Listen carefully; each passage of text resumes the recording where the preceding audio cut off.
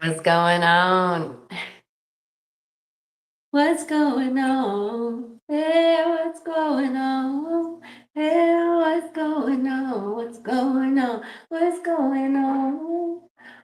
So, um, today's the day of a start of a new cycle in the Galactic Maya. It's 209 red magnetic moon.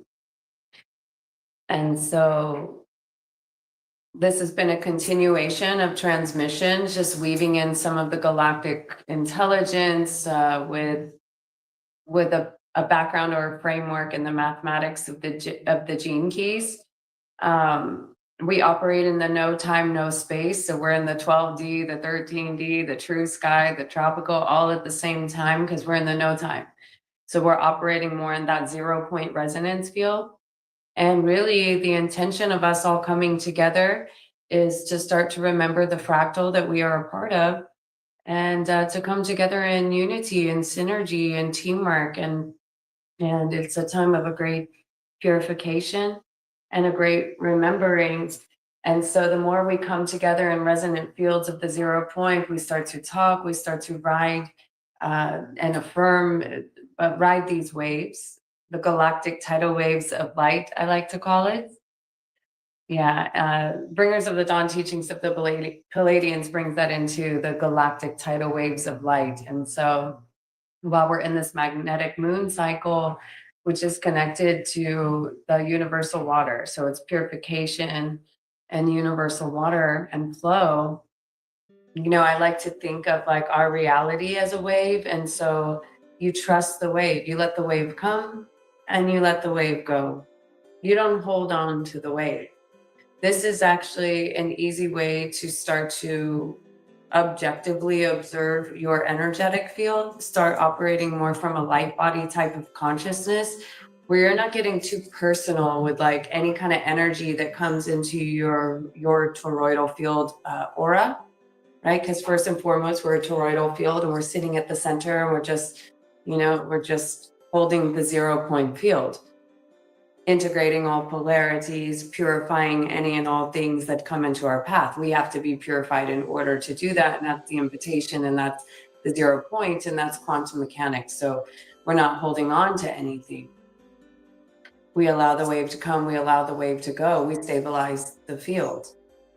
This is quantum mechanics, this is 0 point technology. This is really ultimately about getting back to a deep understanding of free energy.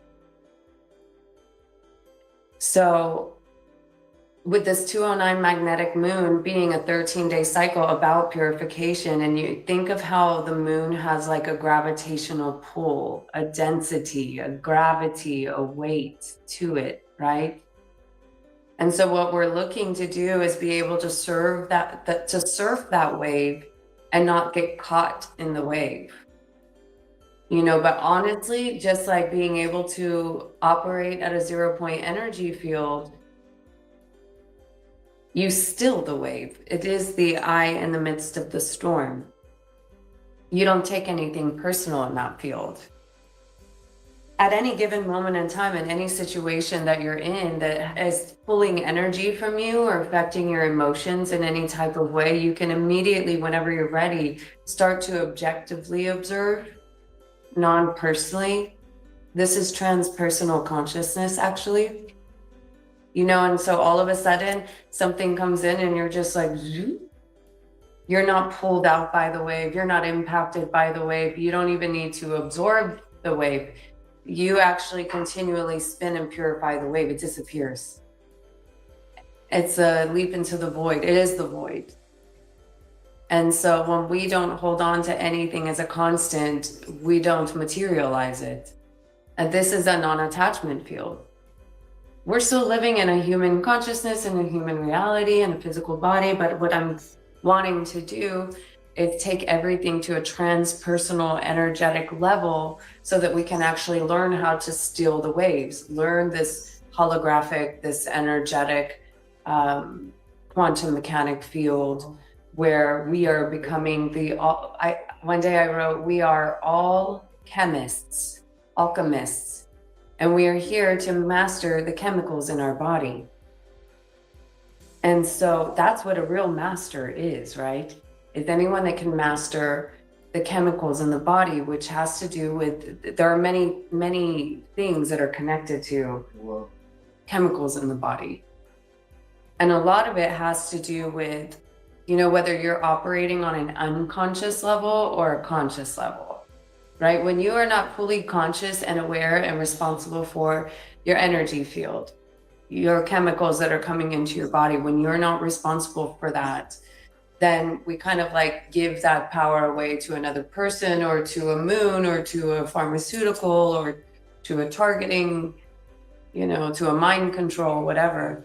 So now though, when we come into conscious awareness, like, oh, there are energetic weapons. Oh, there is mental mind control. Oh, there are implants and impulses that are not my own.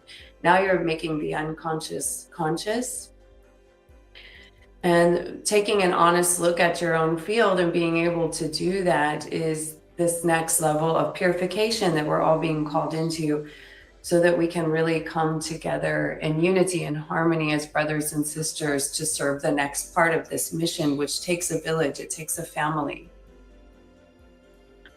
And so just pay attention what comes in this 13 days for you and today, who comes in and what comes in, and challenge yourself to the experiment of being able to surf a wave, you know, being able to take anything that comes at you and to be able to digest that with love and compassion, be able to integrate that without anything bringing you down. You know, ultimately, we're here to move from a lunar state of consciousness to a solar state of consciousness. Some might call it a balance of the two things, but I've kind of flown into the solar waves, you know. And I invite all to return to the solar consciousness that is available to us. Physical, mental, emotionally, solar consciousness, blueprints, solar blueprints. And even today, I was just sitting in the sun. We get a beautiful, we always end up in a spot where we have direct sunlight, and we understand every day where the sun rises. And it's nice to feel that heat. It's nice to feel that kiss of the sun. I can't believe I used to be mind controlled into having a fear of the sun, that, you know, it was going to burn me or hurt me, or, I mean, I've had some sunburns in my life. Don't get me wrong. I'm blonde hair, blue eyed. I've had some red skin before, but that doesn't really happen to me anymore. I have a different relationship with the sun. As soon as I came to Costa Rica 8 years ago, I stopped wearing sunglasses. I stopped wearing seeing glasses. I stopped wearing sunblock. Yeah, I became one with the sun. And so anyway, sitting out there in the sun, and I would call this like, this is the perfect orgasmic yoga. You know, this is a perfect orgasmic energy. It's like at any moment, just find yourself with direct sunlight if you have it. Hopefully you have that. That's why I live in, and I've always grown up in like Florida, Texas. Like I've always been in a hot temperature climate. I only lived in the cold 1 year, and it was like, yeah, painful for my physical body. So listen to your body, right? You know, there's so many people actually going through discomforts and illnesses in their body, like it's a mystery. And the truth is, sometimes our body's being called to a new climate. Sometimes our body's being called to a new location. Sometimes our body is being called to leave a relationship. All of these things could be possibilities and truths. And if we started to treat any illness or discomfort in the body, you know, as a sign of like, I'm not in the right space, it's time for me to go. When you start to like open your mind to reading the psychic energy field, you know, the feedback system of your body, it's like if you're having pain and discomfort and, you know, stress and overwhelm and illness and sickness and disease, okay. Actually, you know, when a lot of people have been talking about having mold allergies and things like that, and I'm like, Mold schmold, it could be the case, but what I actually think is it has something much more to do with the electromagnetic frequencies. I'm sure they're putting that together now, but I'm not denying that people are then treating the space for mold, and cleaning it.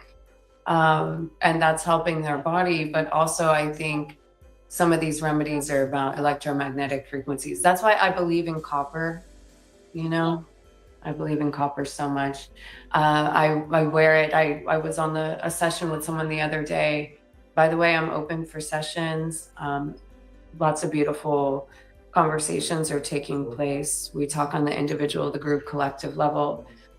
Beautiful encounters going on in the cosmic field when we all come together and start to activate our blueprints and purify our bloodlines, purify our DNA, identify our limitations. Iron sharpens iron, so to speak. We're all part of a fractal field. We want to lift each other up. We want to be observant, aware of anything that's keeping us down.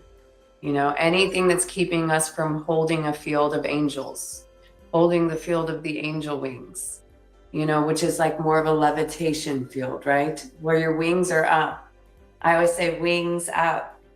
This is going back, you get out of the personal and you take everything back to toroidal fields. It's super, super, super simple. And so once you start to play with toroidal fields of energy and you understand, I am a toroidal field, I am an energy field, I am energy before I am physical. The form of me, my hardware, follows my frequency. Form follows frequency, right? The software first, then the hardware.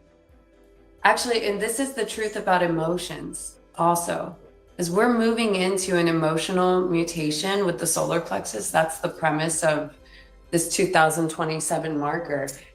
Maybe it's true, maybe it's not. In my personal opinion, I've been going through this for 7 years.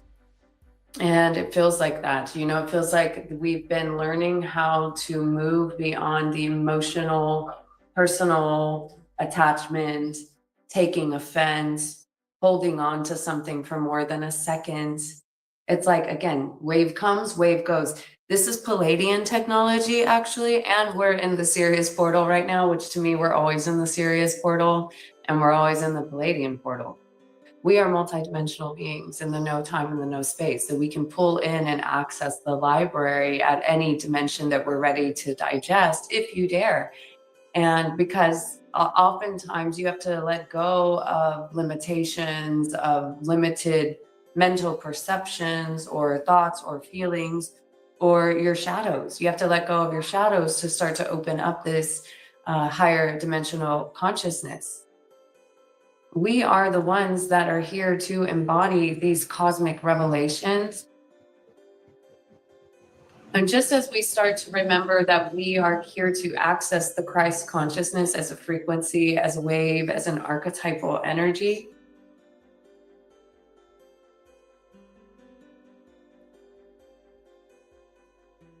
oh my God, what was I going to say after that? What were we talking about here? Christ, archetype, energy, embody.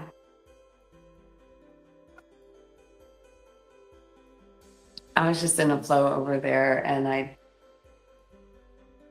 we'll leave it at that. We're talking about the embodiment of the Christ consciousness as a field, as a family.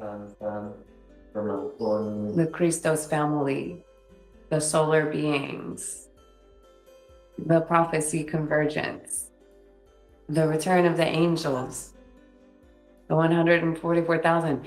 This is not something that is important in the way of like, I am this or I am that. We're not here to get caught up in any type of titles. It's not about that. It takes a pure, humble heart to serve in this frequency. Pure, humble, compassionate heart of service. Can't be bought, can't be sold. True hearts of gold cannot be bought, cannot be sold. This is the invitation for all of us to start to unlock the secret of free energy. And it really is about that 0 point and keeping the heart open and not taking anything personal, and to freely give and to freely receive, and to never stop that chain of giving and receiving. Never, ever, ever, ever, ever stop it. We don't constrict it. We don't stop the flow. Whatever it is that we have, we just keep giving it.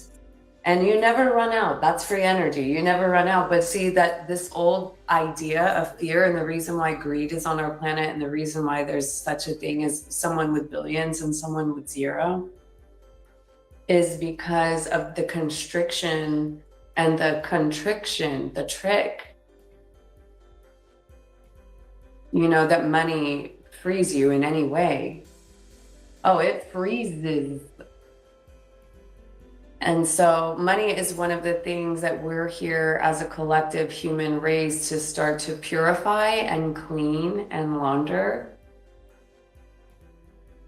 From dirty money to clean money, like Robin Hood style, like things that have been acquired by making deals with the devil, or monetizing humans as a resource, or monetizing the planet as a resource. Like anybody owns her. Like who has the license and the permit to sell the mother and make money on her? Who is the one that ordains, you know, the seal of the permit of, I have a right to sell this land and this water? I'm surprised that we're still here actually in the level of ownership, dominance, and control of land and resources. And in fact, the idea of illegal alien is a really funny concept, you know, because it's like, two terminologies that have been coming up in the governmental news, you know, are about illegal aliens and cosmic disclosure. And you're like, well, which one is it? I don't like to use the terminology alien because I think like there's been some dark imagery attached to it or whatever, but I do identify with the idea of being a celestial cosmic being. Our multidimensionality and the open pure hearts of services starts to open up the gates of memory, of genetic code, you know, of more of an eternal blueprint. And we're here to embody that as soon as you remember. Either you find out for yourselves by diving inside and doing that preparation and that purification work, or you'll be shown the MK Ultra version of alien invasion, you know? And actually, I can't deny, like this video that came into my field right before this, I don't run around looking for shit. I try not to get too much in politics of any sort, because it's not left or right, it's zero, right? Zero motherfucking point. I do not get caught up in sides. I purify, I unify, I digest polarities. I don't let anything bring me down. This is levitation. I don't get too caught up in any kind of fields or matrices. And I understand my brothers and sisters are in the field as well. And so if I can understand the intent of some of these implants that get put out in the field to distract the angels and the light warriors from being able to hold these fields of consciousness, these energetic fields, because then we start to sync up in an unstoppable, this is the invisible military.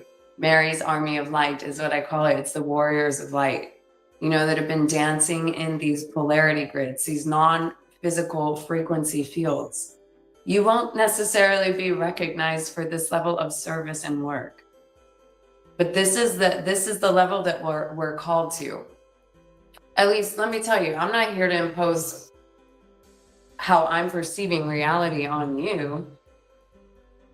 I'm just a living transmission here, living in this direct surrendering to God, galactic ordering dynamic.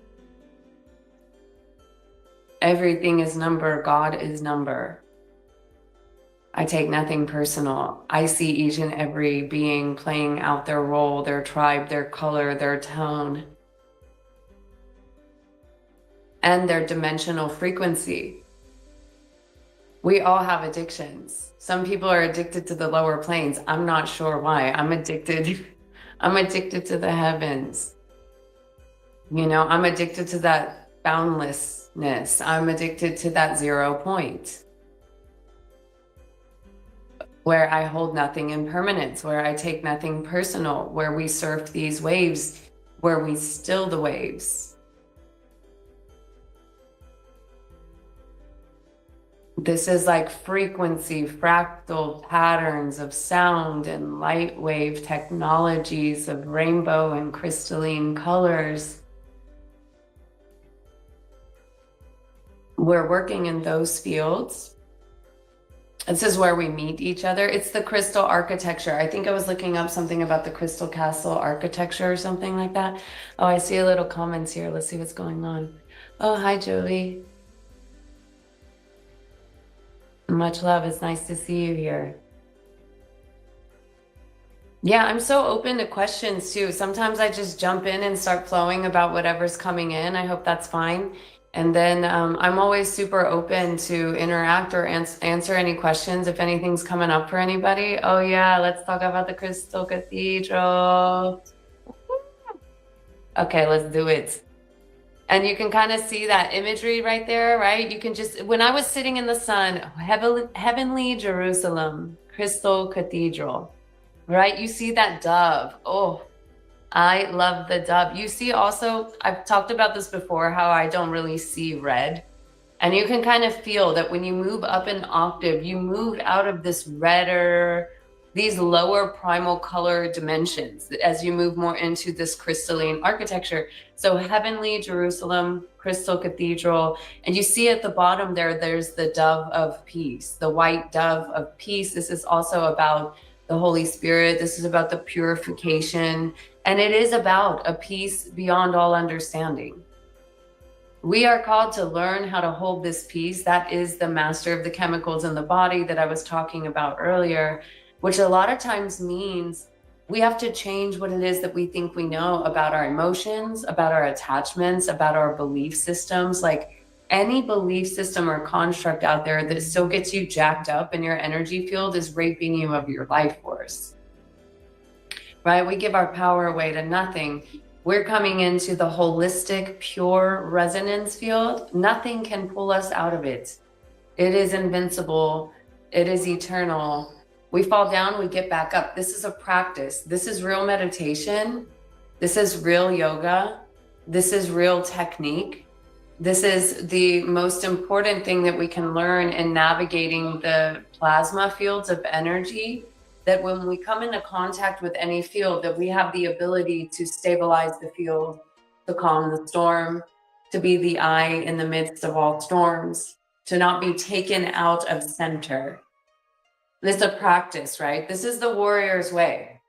This is the warrior of light's way. And what you'll find is that you can hold this field of peace within yourself. It's a natural peace. No disease can exist in this field. You're not going to find yourself running around in a bunch of conflicts in this field. You're not hungry for conflict. You're hungry for peace. You're hungry for unity. So you're operating at that, and that's resonating in the field. And if and when anything ever comes into the field that feels out of balance with that, we don't take it on. We don't take offense. We don't take it personal. We stay in the 0 point. And that's how we start to clean energies around us without projecting, without you, because you're just in the eye in the midst of the storm. I can't speak of this technology enough that we can move mountains in the energy field, that we're spinning. So we are toroidal fields of energy. We are spinning so fast that we still the wave, and we're no longer a victim of the wave.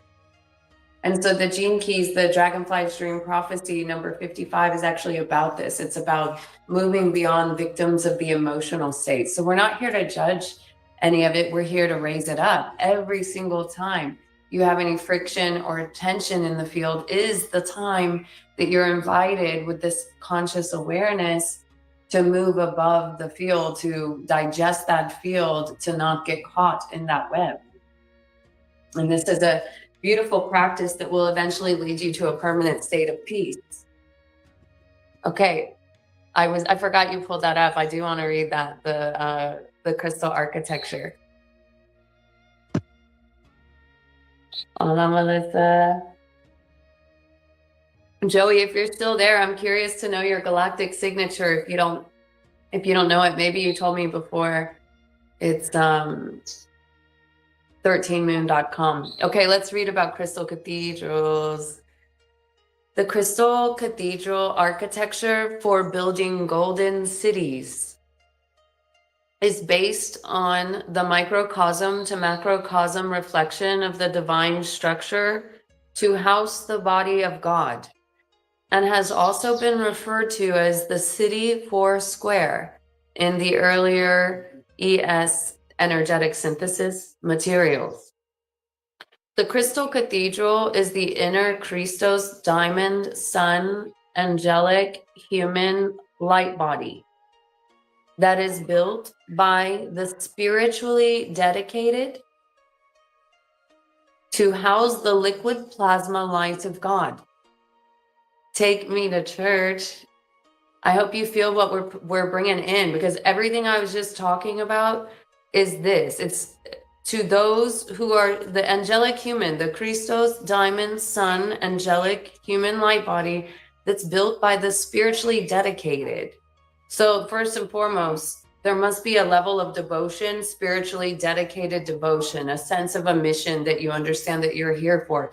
You're spiritually dedicated to housing the liquid plasma light of God, right? The 0 point energy that I'm talking about is how you do that. For the inner Christos to embody in matter, the inner dwelling must be cultivated to house our highest consciousness in order to exist in oneness with the Godhead. To experience our inner divinity, we must build the inner temple of our physical body to reflect divine presence of the crystal cathedral, a body temple built for serving God and the divine plan. The new architectural eternal life foundation is also being built in the universal macrocosm as the result of the indigo blue ray ascension wave brain activation through the eternal eye of God. This particular blue ray activation is being referenced by the guardians as the crystal cathedral transmission from the cosmic cube matrix, holds the schematics for the blueprint design that contains the crystal cathedral architecture for building the inner dwelling for the Christos consciousness within the planetary body and angelic human body. This is all about the purification. We all have access to the heaven is at hand, heaven is within, right? Purify the temple. Heavenly Jerusalem, through grid working, Heavenly Jerusalem reveals to be the location of which one may access the cosmic cube matrix from the eye of God. This golden cube appears to hold the organic creator's instruction set for the earth element, hexahedron, and for the purpose of building crystal cathedrals and golden cities. This instruction set is hidden in the Grail, Stargate, which has been fought over for thousands of years by those with competing alien agendas. This area is in Temple Mount. Now, that's in your temple. We each are the temple. We are the heavenly Jerusalem. We are the return of the Christos family. It's all locations. Everything is collapsed into the 0 point. Not trying to explain this in any kind of logical, sequential, or chronological, linear fashion. And when we are working in timelines, when we are working in the quantum, we're working with collapsing fields of energy. So we're not holding on to anything and making it firm. The more we start to understand the pixels that we're playing with, you know, and how to work with these energies of collapsing fields, this is how we start to like build a better future. This is a whole lot faster than like, oh, I'm going to reforest, you know, and plant 200 trees. It's like, let's get as many on the same page as possible about collective waves, quantum mechanics, impacting reality, you know, pulling in divine designs. activating the prophetic grids, turning on cosmic revelations and memory, the resurrection. Oh, you're a red moon, Joey. Cool. So red planetary moon, your galactic affirmation. I perfect in order to purify, producing flow. I seal the process of universal water with the planetary tone of manifestation. I'm guided by the power of navigation, which is the red earth, by the way. Okay, so wow, this is beautiful because you're a red moon, number 49.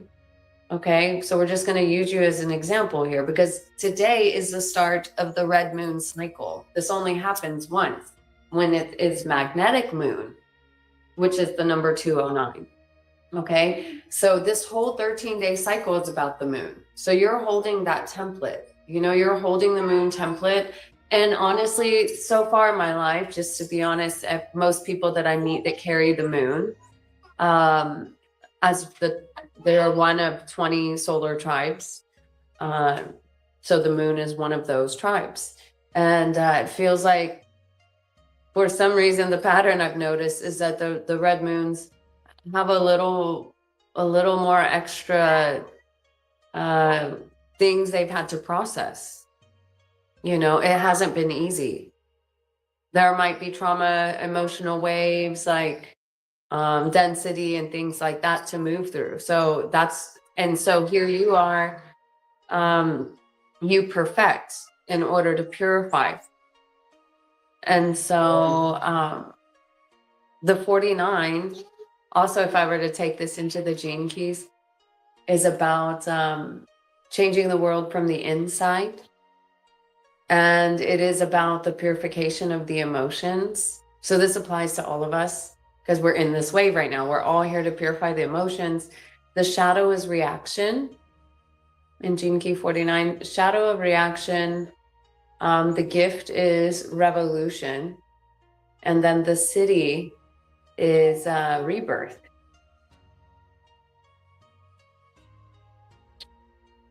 Yeah, so I feel like the 49 and the 55 make a codon ring called the codon ring of the whirlwind, and it can feel like that. And again, the whirlwind even is kind of like a tornado type of energy. You could bring it into the roidal field energy versus tornado, right? All of a sudden, and actually, Dan Winters, he's really into the quantum physics of this reality, and now I understand what he means when he says steering the tornado, right? It's like, the tornado's not coming after you. You are the tornado.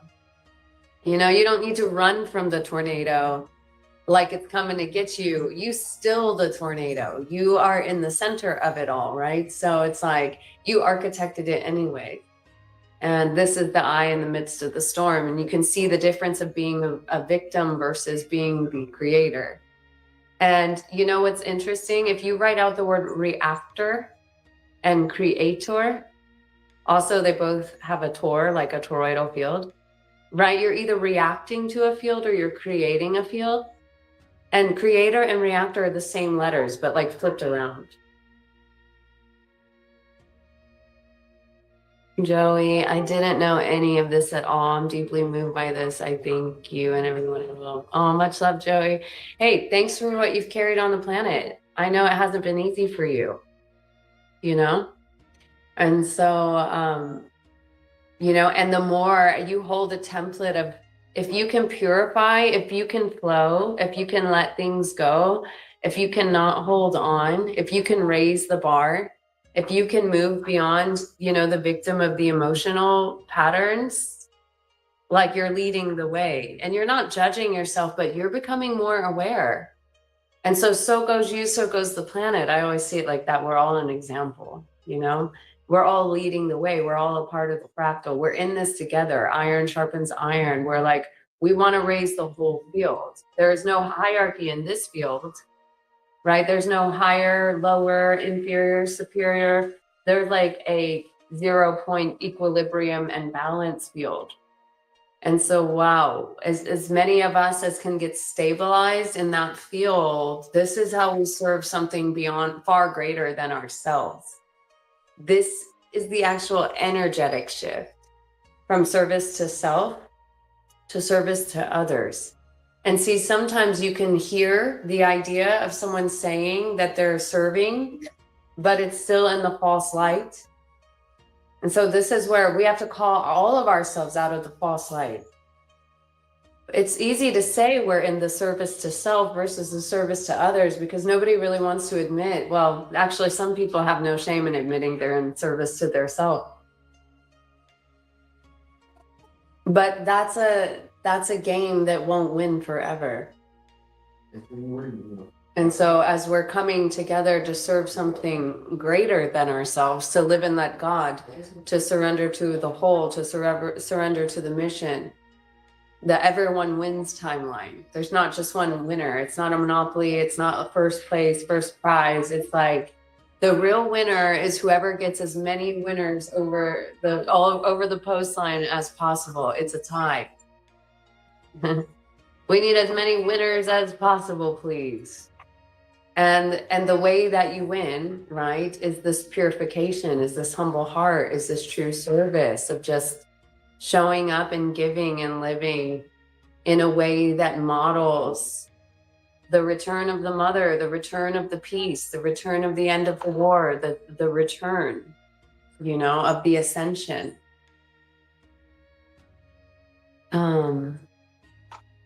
Yes, with great power comes great responsibility. Yeah, I love to say that. To whom much is given, much is required. And you know, I have compassion and understanding that you don't know till you know, right? And then all of a sudden when you do know, it's like, oh, I am equipped with the awareness to purify. Let's read this. Thanks for throwing it up, Marcus. We got the 209 magnetic moon. Okay, so here we are. We're in our next wave. I think we've been on calls now, maybe through at least 3 waves. So this is pretty fun.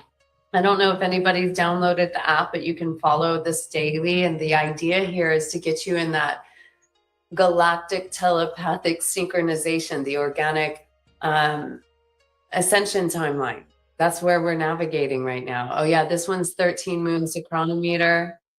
And actually it'll show you the galactic counts and the long counts. So you can go in here, you can put in your birthday and decode yourself, and you can even just get an idea and an activation out of the glyphs that it spits out for you. You'll start to get a feel for the color, for the image. And so the whole premise of this, you know, is to get into a perfect count and balance of the 13 moon 28-day cycles versus the inorganic calendar structure of the Gregorian calendar. So when you move in 13 smooth, easy, predictable 28-day cycles, you start to come into the balance and the harmony in the field, because we've been operating in an inorganic timing structure. And then there's 1 day out of time that allows us to remain in the synchronicity of this measure, which was absolutely a mathematics of a story that we created out of time, you know, to come down here and to actually galactivate within ourselves. And we're starting to wake up from amnesia and remember our roles and our missions and our colors and our tribes and our purposes, you know, on the mission. You start to kind of gain a level of the mission within yourself, unlocking that telepathic frequency, trusting and surrender, you know, trusting that you come into contact with each and every being, each and every encounter, to purify it, right? So here, this is what we're working with in the 209 red magnetic moon. I unify in order to purify, attracting flow. I seal the process of universal water with the magnetic tone of purpose, and I'm guided by my own power doubled. Now here's a real interesting synchronicity. And then you go down a little bit, it says cycles, NS, that means new Sirius, okay? We're operating at Velotropa 24.3, that's the Earth. 24 is like the number of this galactic realm, and then the Earth is the third, so it's Velotropa 24.3. You can look up a little bit on that if you want. That's the name of Earth. And okay, so where it says NS, 1.38. This has to do with new Sirius 1.38.13.10 new Sirius cycle. And you could say new Sirius 138 cycle, actually. The 38 and the 138 is connected to the galactic warrior energies. So that's the energy we've been in for the year. Well, actually, no, it hasn't. Sorry. Maybe so, but not written in time. Today actually is gene key 39.6, and the 38 warrior of light is the code that unlocks that. But we're about to move into the 53. So this is another harmonic synchronization, because this calendar here that we're looking at, it calculates by a 260-day cycles. It's based on a 13 times 20 calculation. And so it's not every day that this thing is going, like that the harmonic 53 of the galactic Maya cycle is going to synchronize with the gene keys, which later on tonight or in the morning starts with gene key 53, which is super abundance. The activation of gate 53 is the super abundance, and it's the programming partner of the 52, which is the ascension code. And the shadow of ascension, and what really is keeping us from ascension, it's a super fascinating shadow. It's the bipolar of ascension, is greed.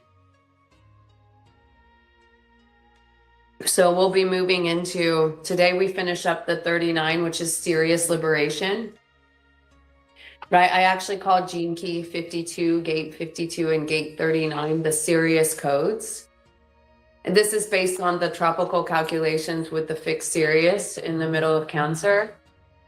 The 52 and the 39, I feel connected to that. It's like, again, we're operating in the 0 point, no time, no space. It's the 12, it's the 13, it's the true sky. It's all NASA, whatever, anyways, firmament, whatever. We're just learning how to read the code. And we can bring any given code into the now moment. We can activate any code as a transit.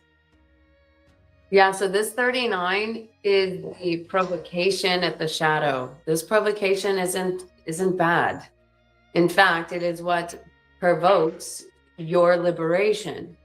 And it's well, again, I always say the 38 warrior of light unlocks the 39 Sirius, Sirius, during the Sirius portal liberation. So the 39th gift is all about unlocking freedom at all levels. These people locked, or they're the great unlockers and unblockers.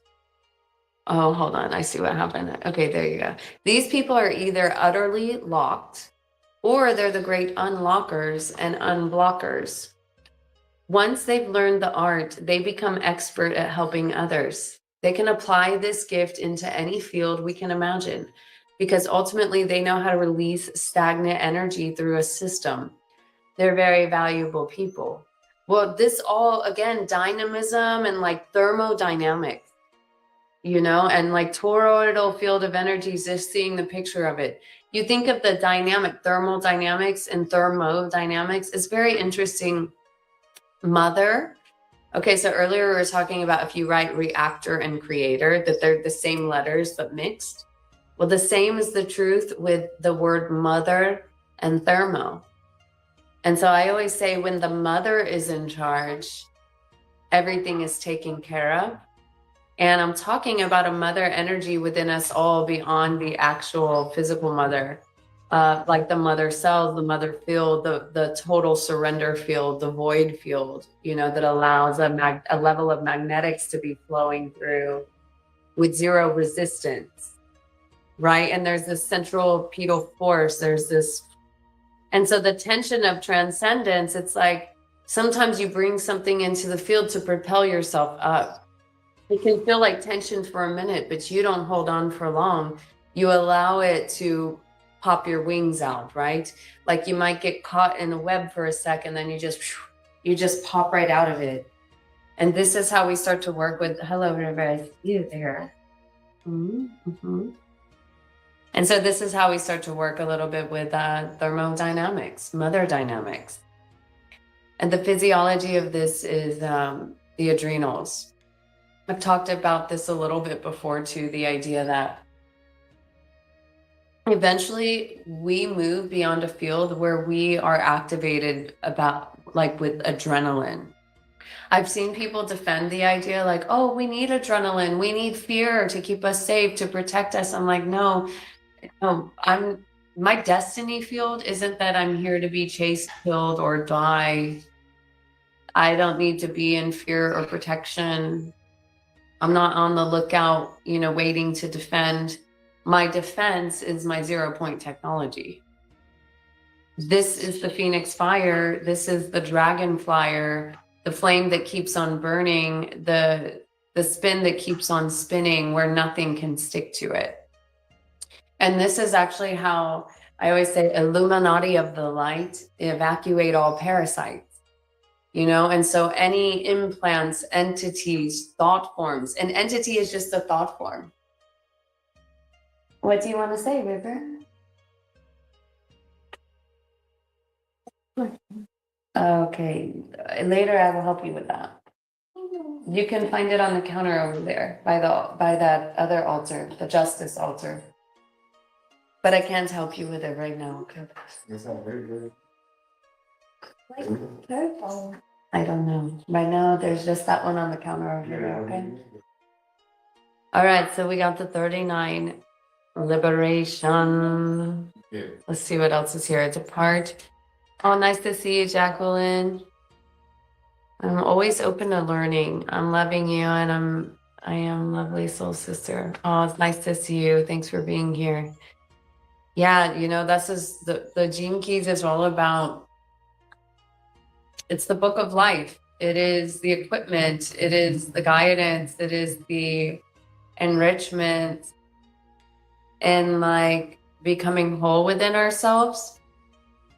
Like I'm going to say, first of all, I do believe, I just made a post the other day about divine union, and like sacred love, and not here later. Okay, perfect.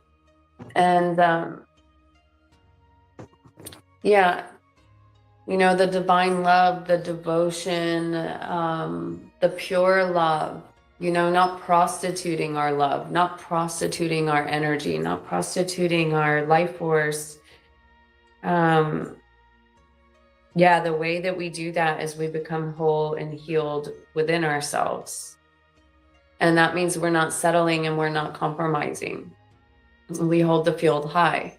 We sustain the field. We sustain our own field. We become self-sustainable, which is it's not about material. It's about energetics. You can feel when a field is self-sustainable or not, right? This is a field. This is a free energy field. This is a light body field beyond the material that has to do with free energy. It is the invisible field that we are before we physicalize, that allows us to come into harmonious balance in the physical body. Okay, so I was talking about, let's see, pure love, devotion, divine union. Oh, I wanted to answer a question on here. Someone had commented on this post that I made about healing the idea that Mary Magdalene was a whore, which is a false imprint that makes people run around justifying the such a thing as a sacred whore, which there is no such thing. And when we start to remember that, we rise the field, we bring the field high, we raise the field high. Forgive us for we know not what we do. We may have fallen into a slumber. There might have been a fall in the consciousness where we needed to play in the dark and remember how to get out again. And so, yeah, the real healing of the Magdalene energy is returning to the purity. And rewriting that black magic curse implants of the idea of justifying a level of prostitution, of giving of the self and the energy and the love for, yeah, for a deficit, for a price. You know what I'm saying? Oh, and this is pretty interesting. I came up with an idea. Maybe you guys have heard of the idea of the bifurcation. You know, it's the idea that there would be a planetary, like a split of two Earths kind of thing. And I never have like, I mean, I guess it could happen like that. The 49 actually kind of talks about something like that.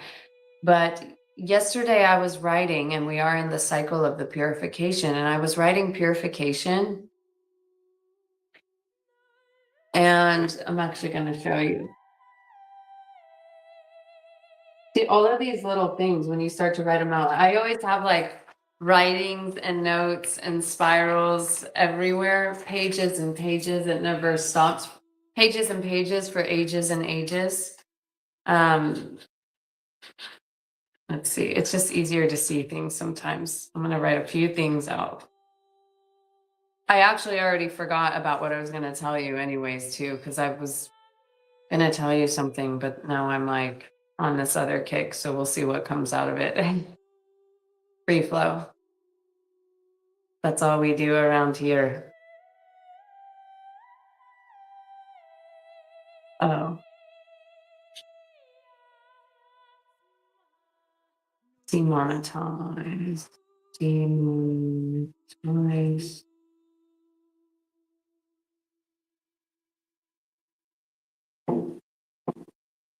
Damn, I keep forgetting the one thing. Okay, so first of all, I'm going to show you this. Okay. I think it's going to be backwards, but you'll get it. Okay. I wanted to show you again that creator and reactor are the same letters. So you're either in any given moment creating or reacting the field.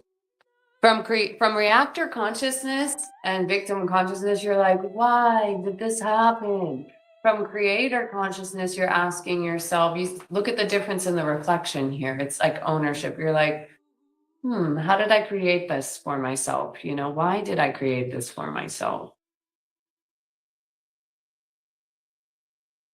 Oh, so nice to see you, Cheryl, at the Dragonfly Ranch and the Dragonfly's Dream, carrying the 55 dream.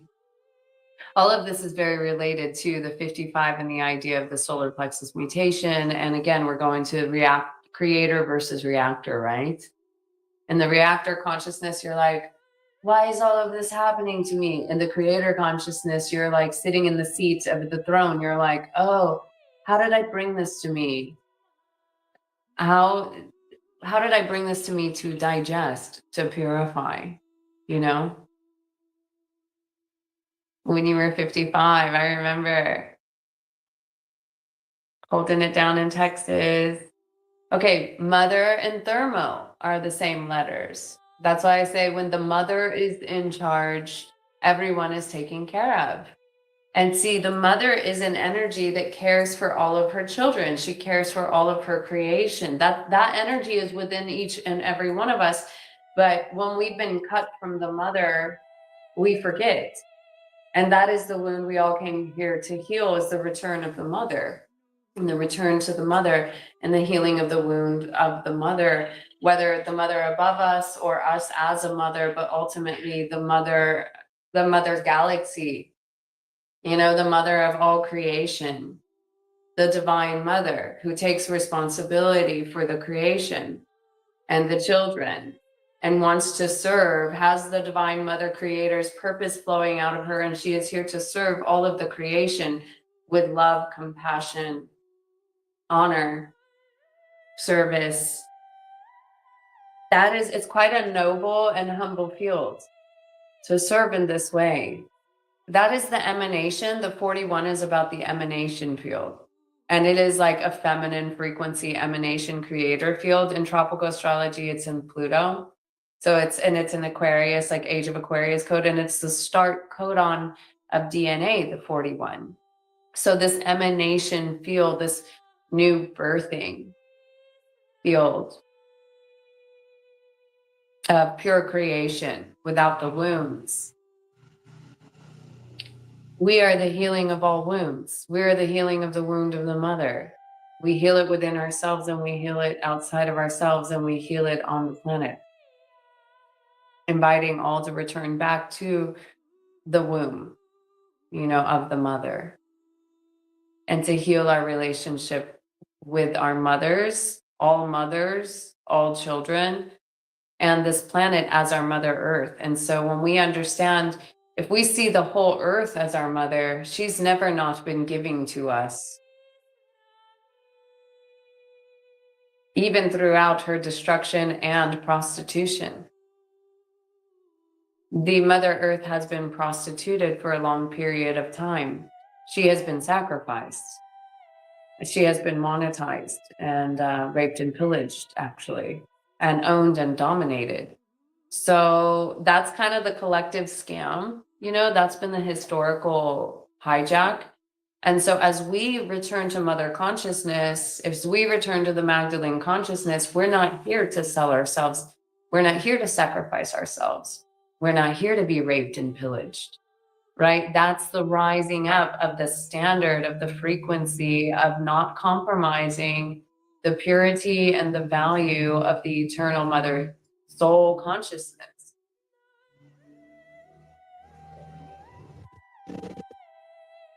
This is planetary consciousness. This is planetary mother consciousness. This is beyond our own mother and father, who we thank for being the physical vessels that brought us here.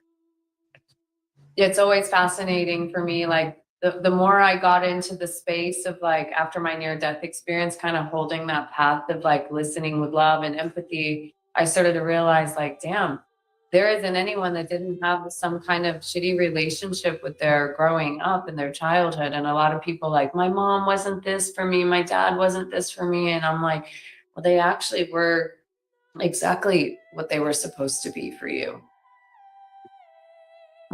That isn't always easy to digest.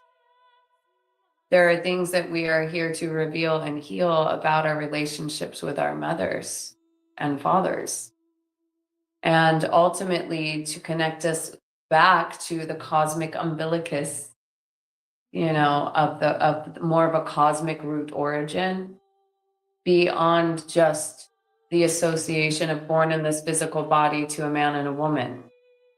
It's like your eternal soul consciousness, beyond trauma imprints, beyond family lineage implants. That's how you clear a family line. That's how you clear a family line and a lineage, is by returning yourself back to the source of all of creation. That's real. That's beyond all karma, actually. Yeah, and so we're in this moon cycle in more of a galactic solar tribe moon understanding, but the moon can be connected to karma, density, waves, emotions, heaviness. And so what can we release? What can we let go of? How can we lighten up? I would say, I'm here speaking from the other side of the moon, if that makes sense.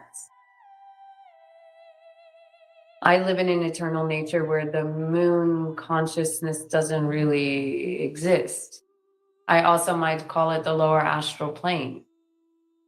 There's no judgment about who, what, where, good, bad, right, or wrong. It's just when you start to understand density, fields, levels, perceptions of reality, different energetic realms that you could be associated with, hanging out in, playing in, the more you can kind of open yourself to the crystal cathedral options, right? This is what they look like. They exist. This is what they look like. This is what they feel like.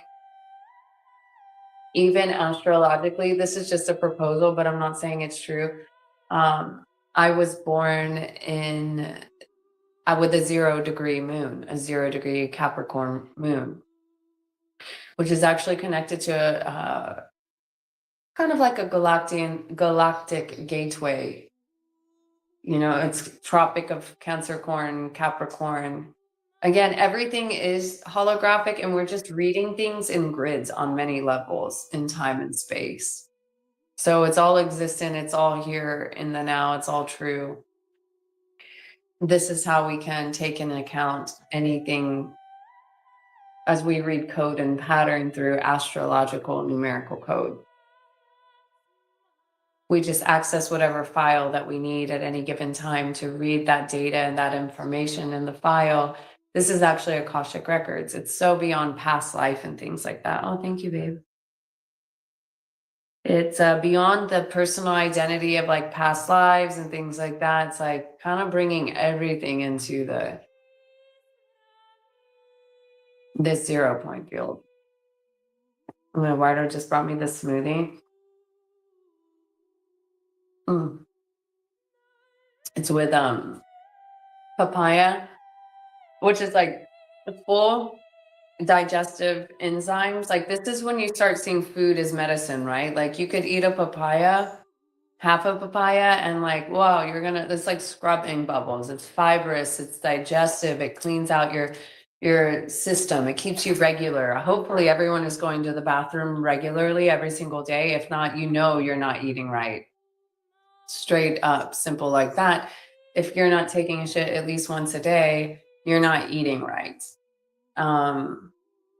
This is a part of the purification process.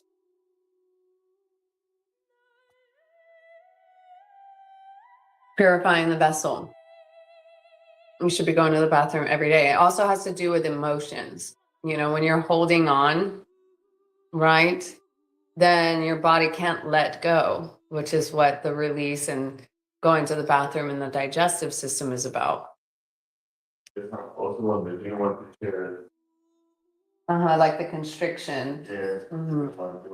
So whenever you my opportunity to keep it in the flow, keep it in the flow. Okay, so let's read about the cosmic cube matrix. The all-seeing eye of God projects its divine mind blueprint as an imprinted geometric tesseract called the cosmic cube matrix. It is the schematic being projected into the brains and bodies of the blue rays at this time, those with the mark of the Lamb on their foreheads, as created by the opening of the seal. We're in Revelations, y'all, but it's not what you think, That's why anytime I see someone, I'm always putting the avatar on their third eye, the avatar paint. It's called Free Man's Avatar Paint. It's the aqua ray. Sometimes if I have golden glitter, I use that too, but I like to say the aqua ray is here to stay. This imprint of a geometric tesseract is being referred to as the cosmic cube matrix of God's archetypal matrix of the 144,000. The cosmic cube holds the schematic and blueprint to God's laws by building the architecture of the city Foursquare or Crystal Cathedral. That's the one we were bringing up earlier, right? This represents the 4 planes of matter and the 4 quadrants of our universe. This also represents the 4 elemental bases of our raw material making up the planes of matter: air, fire, water, earth. These 4 elementals make up the main chemical constituents of our DNA code and are being re-encrypted by the auroras through the Crystal River.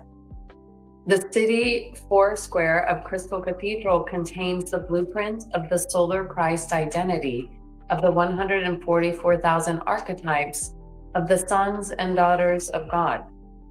This new life foundation, which is the new grid for building base matter in the blueprint as designed by the 144,000, is necessary in order to focus the divine wholeness of God consciousness in the given dispensation of the ascension.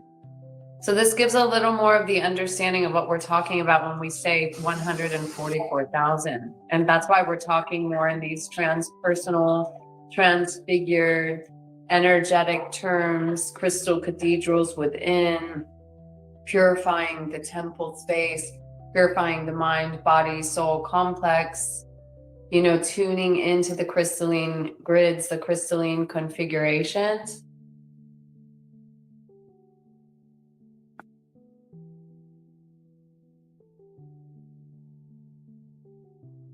Oh, nice. Thank you, Lisa. Lisa Malakeshi LeBlanc, thank you for showing up, beautiful soul. Just taking the time to listen to the resonance. Kin 221, Red Cosmic Dragon. Ah, so your galactic birthday is at the close of this cycle, as I'm guessing you know this already. Yeah, so where's my little galactic show here, right? Just so everybody can get an idea of where we're at on one of my old faded papers here. All right, so we're at the 209 right now. All right, and we're starting here and we're gonna go 13 days. This is the magnetic tone. It's the beginning of this cycle. You can see we're kind of getting to the end. We finish at the 260, what's called a Zolkin cycle. All right, so anyways, here we are. We're starting at Kin 209 today. We're all together on this magnetic tone of unity. And then we'll walk through the spin together of this purification and flow. And it's a 13-day cycle. So we go 1, and then we go to the lunar dog. And then we go to the electric monkey. My friend's galactic birthday coming up. And then we go to the self-existing human, the 4th tone. And then we go to the overtone Skywalker. Where are we? Yeah, Skywalker. I'm just kind of reading this through my mind. And okay, and then we go to the wizard, and then we go to the eagle, and then we go to the warrior, the red earth, the white mirror. We're over here, you know, and then we go to the blue storm, and then we go to the yellow sun, right? So you can start to get an idea of where you are in this pattern. But then you come up here to my very faded piece here, and we're moving, we'll finish off this cycle. We'll move to the top of the 11th or the 12th row. Sorry, it's 13 across. And that's the 221 Red Cosmic Dragon.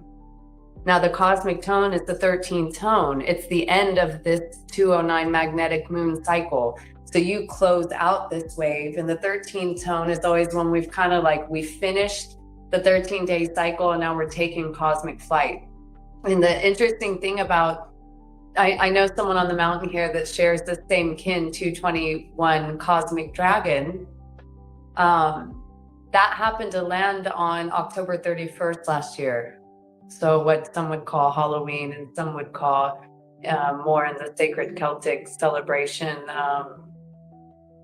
Samhain. Yeah. That was quite a galactic experience encounter for me. So that was your last galactic birthday, and then now you're rolling back up on it in 13 days. So I hope you do something fun for your galactic birthday. I love celebrating with people for their galactic birthday. I kind of have a memory, like a mathematical memory. And for the most part, I don't forget someone's kin. And I'm often doing mathematics of all of our kins added together in certain configurations. It's just, I guess, part of my personal computations of this existence. All right, let's see what else. Wow, this is High Bear Nader. Wow, this really resonates with geometric light. I have been seeing, especially closed eye. Also, 44 has been very high synchronicity for me since spiritual awakening last year, and it is all one.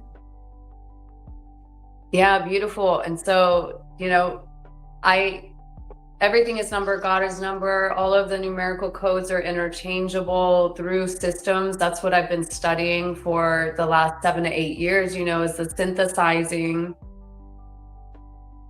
of all of the systems, the Galactic Maya, the gene keys, human design, the different. Oh, wow, I see my tattoo. River gave me a tattoo last night. Let me see what you said, Lisa. Wow, I was also born Friday the 13th. I will absolutely be celebrating. Thank you for this amazing knowledge. Yeah, River gave me this tat. It's like a little, I don't know what it is, galactic energy power. And she told me to write, River drew this tattoo for mom. I forgot I had it on there. Anyways, the purple crown is coming down, the purple currents, the violet rays. Yeah. Okay. What else were we talking about? I've been hopping around. Oh yeah. Did we have something pulled up?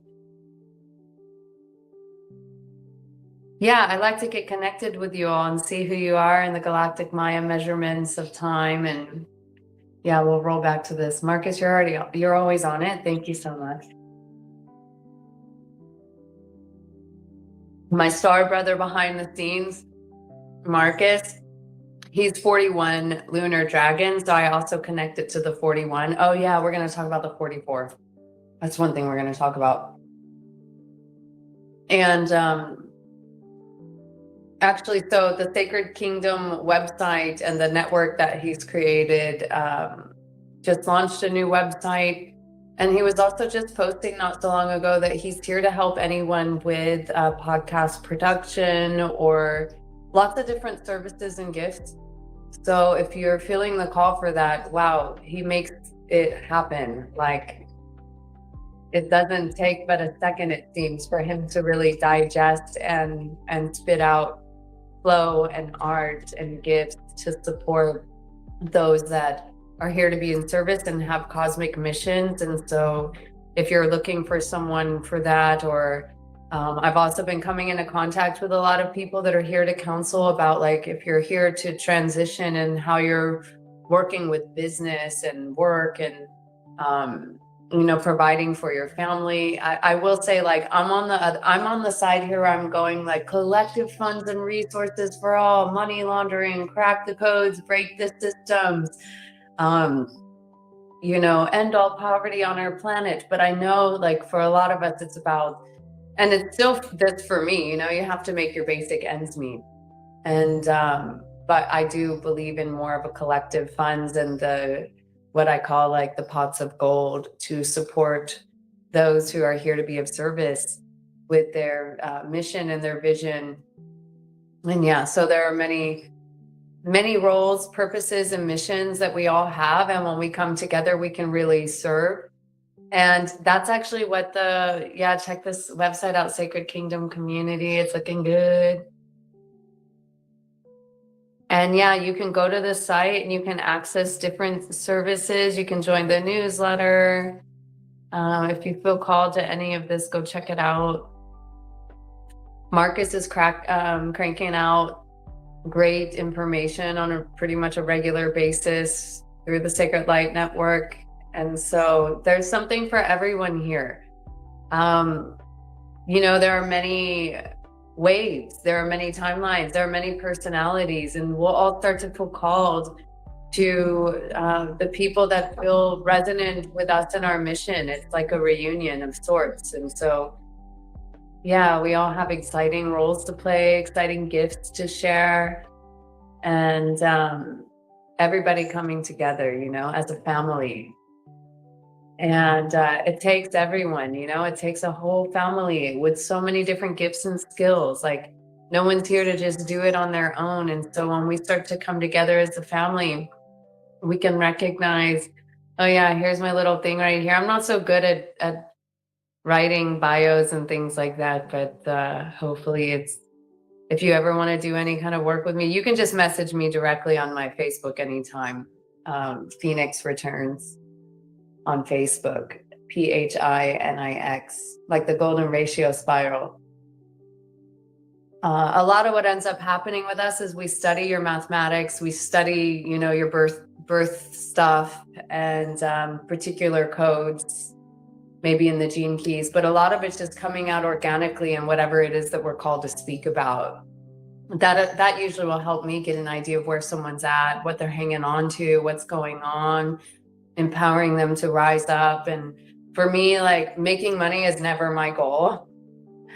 And so I'm not here to be a money coach for anybody or anything like that. I'm actually here to invite people into like their missions of planetary service, which is ultimately going to be first and foremost with holding a clean field, holding a clean energy field. We need as many clean energy fields on the planet as possible as we purify the earth.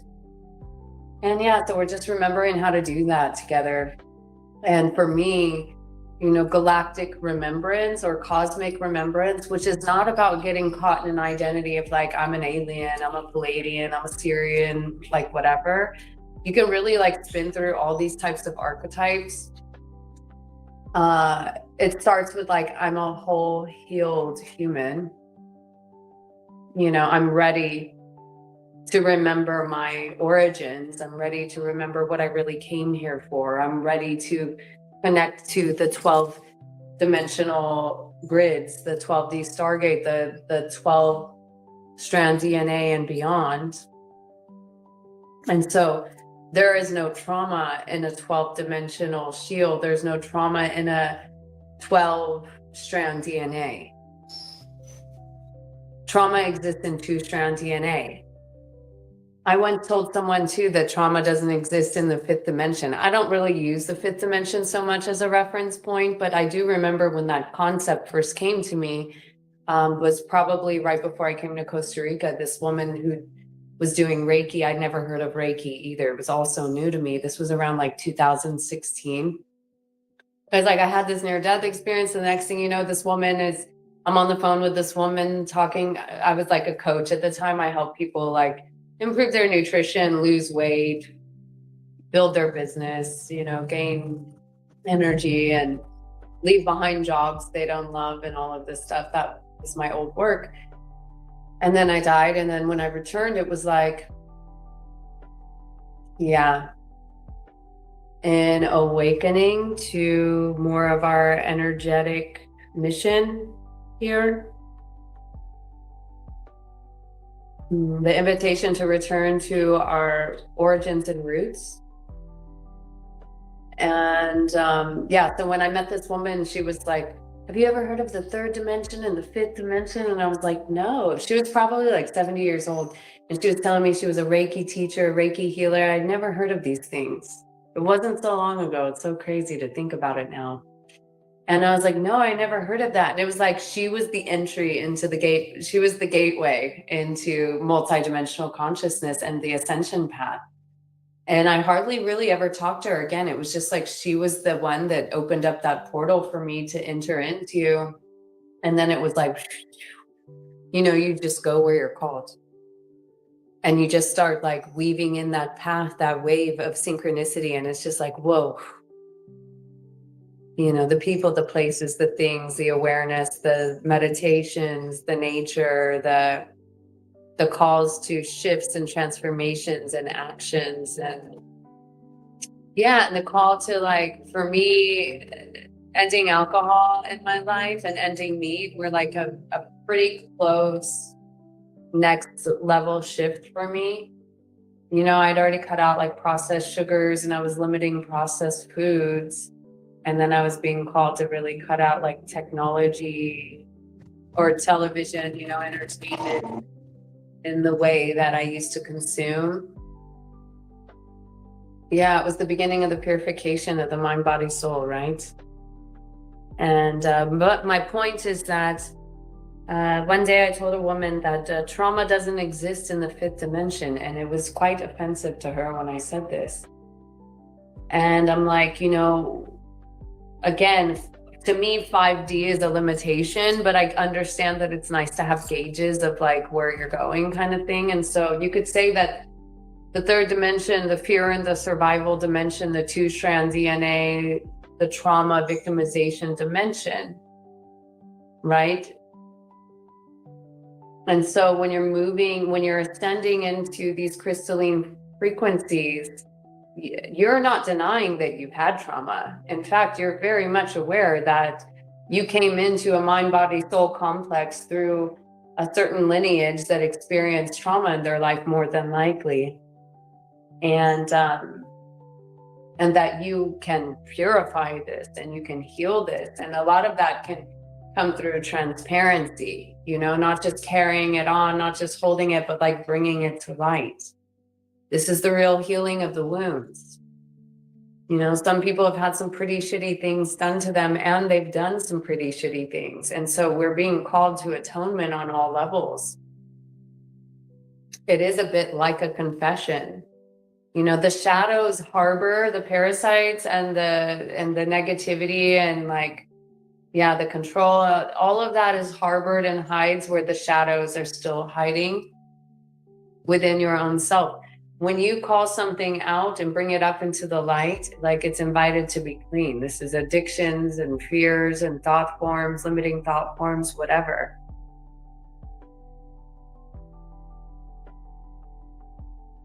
Cheryl, loving this, listening while I'm working on ranch. Oh, I'm happy to be there with you. We're all together. We're connecting these grids every day. Every day we get together, it's like a grid work activation, right? So we're working with planetary grids. This is why I always empower everyone to be like, know your latitude and longitude. Get familiar with those numerical codes on the grid. You know a little bit more about the history of the town that you're in. Check out some of the sacred architecture that they, you know, the Smithsonian and UNESCO write about, but it's so much more than that, you know?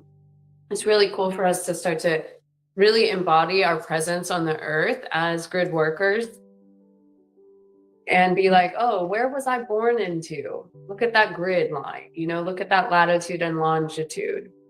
I always say the latitude of the town that you were born into, like I was born in Fayetteville, North Carolina, latitude 33. So I connect that to gene key 33, or I'm sorry, 35. Fayetteville, North Carolina, latitude 35. All right, so you can go look at your latitude of where you're born and then go look at the latitude of where you are right now, because most people aren't in the place they were born. So I'm currently on the grid at latitude 9. Latitude 9 is 9 degrees above the equator here in Costa Rica. That's gene key 9. It's the final frontier. It's the invincible wave, moving from the shadow field of inertia, which is a collective field of consciousness that's holding the pain, suffering, trauma, and stress of all of humanity. So when we move up that field, we move out of that field, we can start to connect the grid. You know, this is the actual rainbow bridge. Let's see what you have here, Bernator.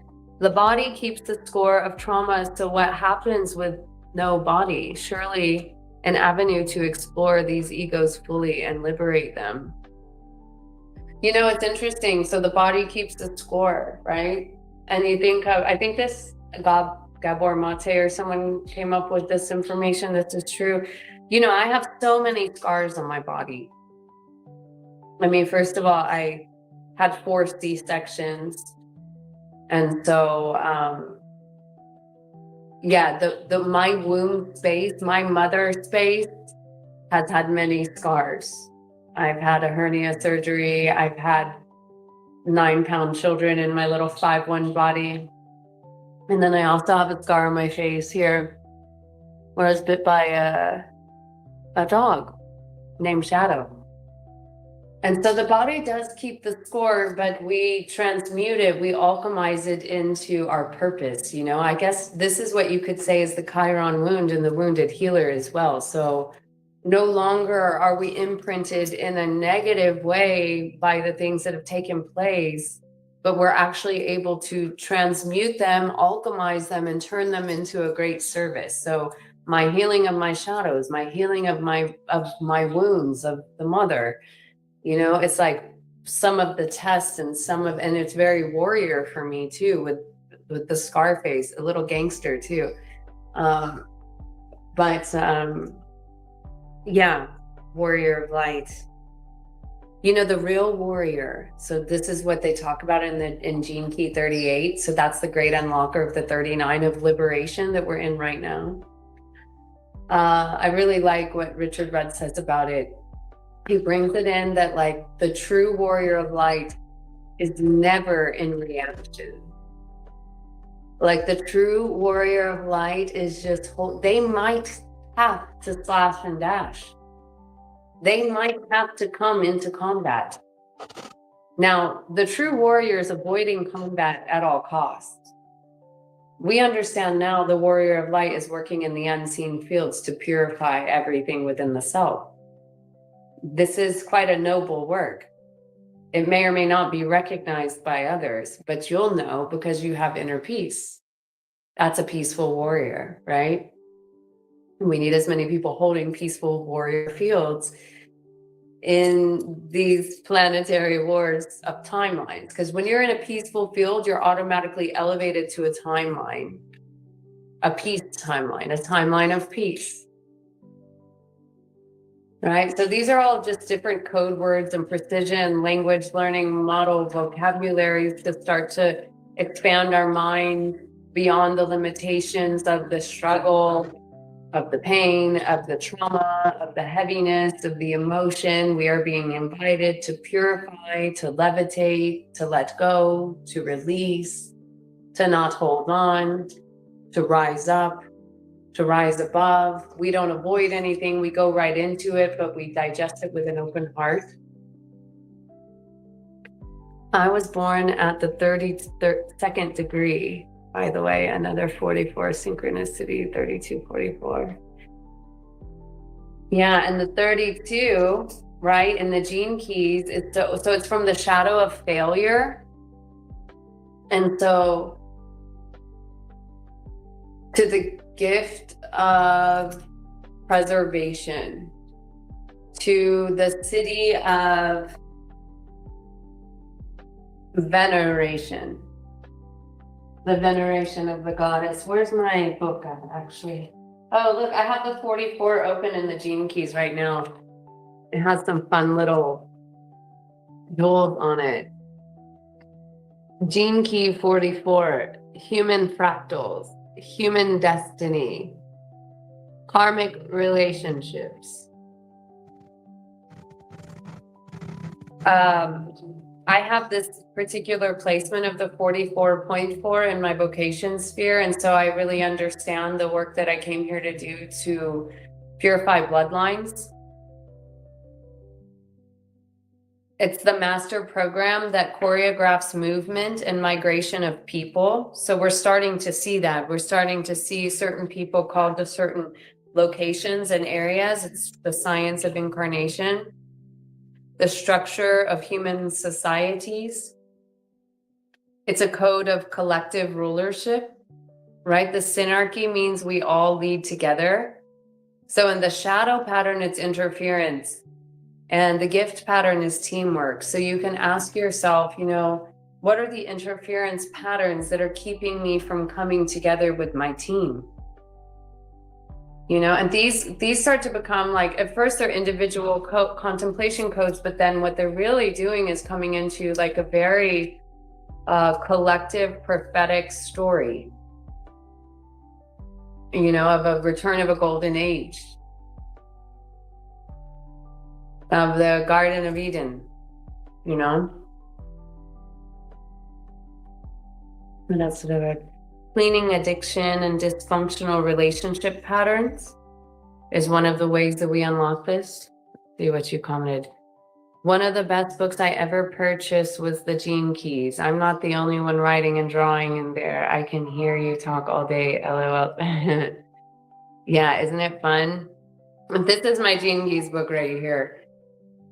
Someone asked me the other day, they were like, what? I sent them some pictures and they were like, what book is that? Can you send me the cover, a picture of the cover? And I was like, oh, I don't have a cover on this book.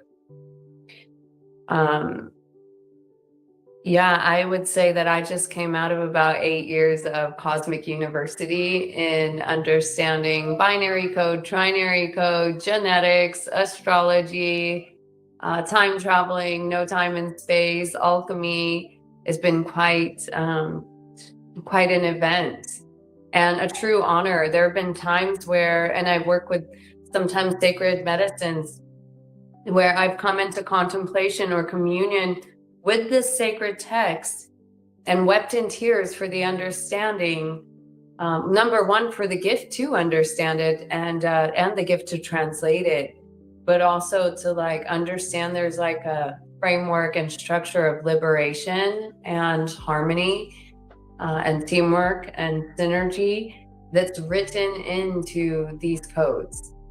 And I'm a living transmission of that. And I'm an invitation and an initiation into the embodiment of this prophecy. And yeah, so I'm very excited for the communion of what this brings in. When we all keep our hearts open, when we all do the work, when we humble ourselves, when we come together in brotherhood and sisterhood to serve a mission far beyond ourselves. It's the divine plan. Actually, I just have this 44 open, and it says, when you look at fractal images, particularly those generated by a computer, you will notice how fractal geometry follows certain holographic lines and patterns. No matter where you go in the fractal, you find the same patterns repeating infinitely into inner space. As the genetic counterpart of cosmic geometry, human relationships, fractals, follow similar patterns. You will always draw towards you those relationship geometries that teach you exactly what you need to know in order to evolve your current awareness. Wow, how important is that? And this is where you shift from reactor to creator, right? You will always draw towards you those relationship geometries that teach you exactly what you need to know in order to evolve your current awareness. Through hologenetics, the astrological profiling system behind the 64 gene keys, you can track hologenetics, right? Like holographic genetics. Through hologenetics, see, we're working with genetics on a holographic level. We're not working with genetics with like CRISPR technologies, burning and cutting and tearing things apart and manipulating things, right? We're understanding the holographic nature of our genetics. Through hologenetics, the astrological profiling system behind the 64 gene keys, you can track these fractal relationships throughout your life. Wherever you look into the hologenetic profile, you will uncover the same repeating themes. What all of this means is that the people in your life, those closest to you, really hold the secret to your destiny and your higher life purpose. As you learn from each relationship in your life and over time come to master the lessons each affords you, then the frequency of your entire hologenetic profile heightens in pitch, and you begin to attract higher frequency fractals. A higher frequency human fractal brings new people into your life, most of whom are operating out of a far more transcendent awareness. Right? So as you transcend, you bring people into your awareness that are also operating in these transcendent awareness levels. A sure sign that you are attracting a higher frequency fractal into your life is devotion. Your relationships will begin to carry a quality of devotion within them. If you do not learn the lesson of a certain relationship, even if you leave that relationship, the pattern will come right back into your life through another person. It is through the 44th gene key that all relationships are called towards each other, and why it is so powerfully linked to the theme of ancestral karma and incarnation. Right? And we're not just talking about love relationships, right? We're talking about friendships and relationships with other people. And so, I mean, surely if you don't have harmonious relationships with the regular people in your field, you're probably not going to have a harmonious relationship with a partner either, right? And so that's when we start to take personal responsibility for the relationships in our life. And if we notice a pattern of like people not really wanting to stick around because we don't feel as good as we might think. It's very important for us to become aware of the energy that we exude and pass around in the field of the other. And so the more we invite people to rise to the occasion of the whole, complete, holistic, healed field, we move into a higher frequency fractal beyond needing to heal into collective service. And we can really do some wild shit in that field.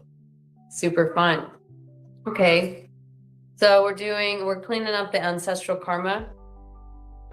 The ancient Chinese called the 44th hexagram coming to meet, which is of course highly appropriate since this 44th gene key concerns how, why, and when people meet each other, as well as the results that emerge from group or family dynamics.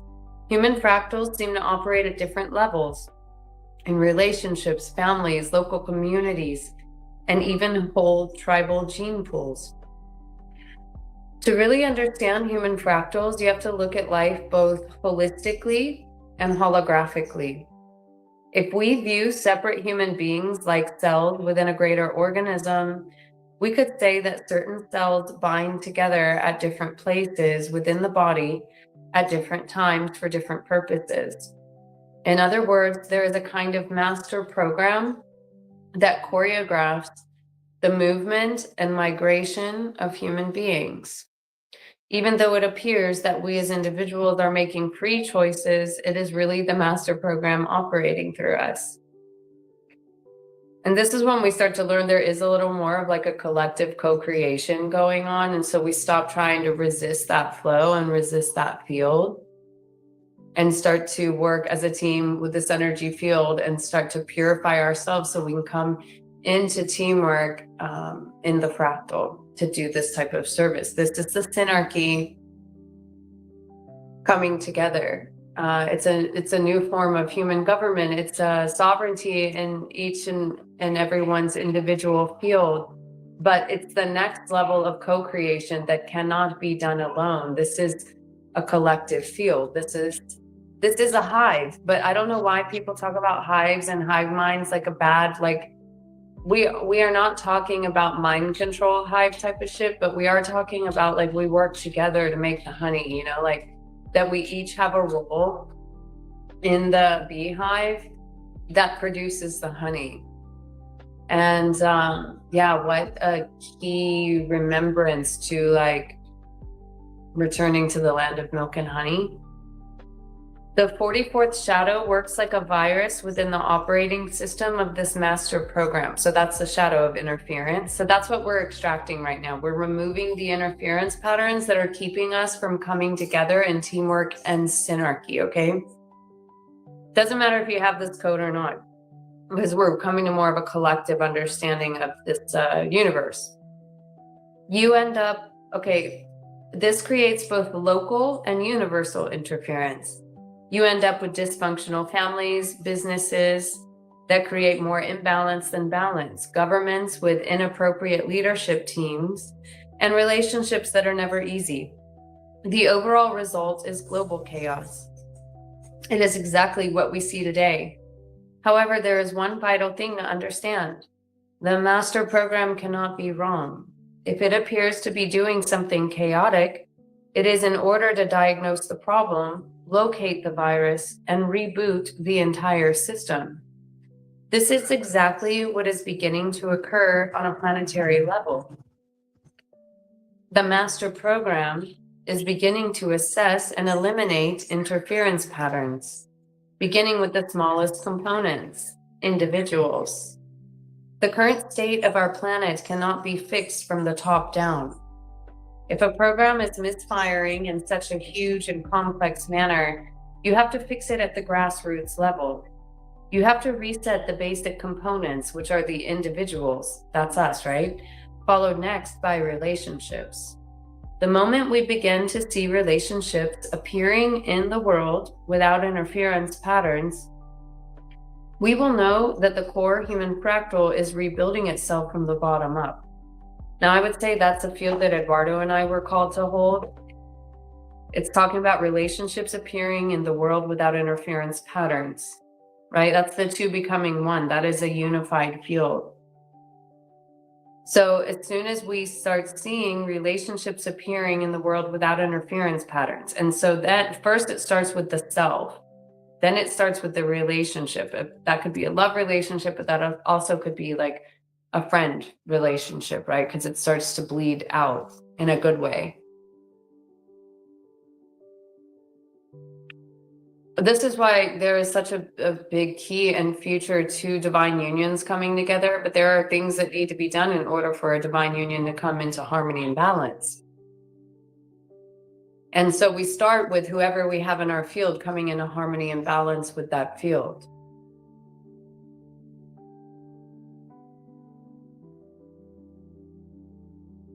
The moment we begin to see relationships appearing in the world without interference patterns, we will know that the core human fractal is rebuilding itself from the bottom up. Once you have a clear relationship, assembling the rest of the fractal is relatively an easy task. Every clean human fractal begins as a binary, a relationship. This is a universal human blueprint symbolized by the mother and father of the family.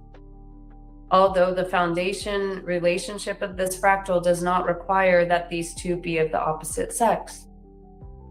Along with its programming partner, the 24th shadow of addiction, the 44th shadow of interference represents an incredibly powerful virus that keeps people from finding relationships that are healthy and loving.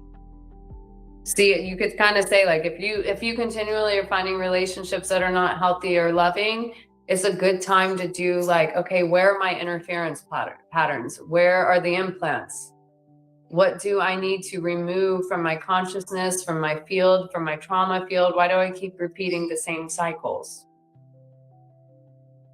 The 44th shadow brings a great deal of genetic baggage from the past. Many people interpret such relationships as karmic, since the bonds seem so strong and the lessons so challenging. It may be that they are not so much karmic as transgenetic. In other words, these relationships span two separate fractals or gene pools. The shadow of addiction ensures that even if you leave such a relationship, you are immediately drawn into another somewhere a little further along the same fractal network.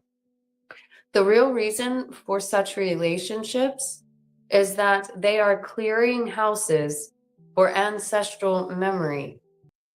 Interference patterns that are transferred through your DNA must be resolved in order for a fractal to be cleaned.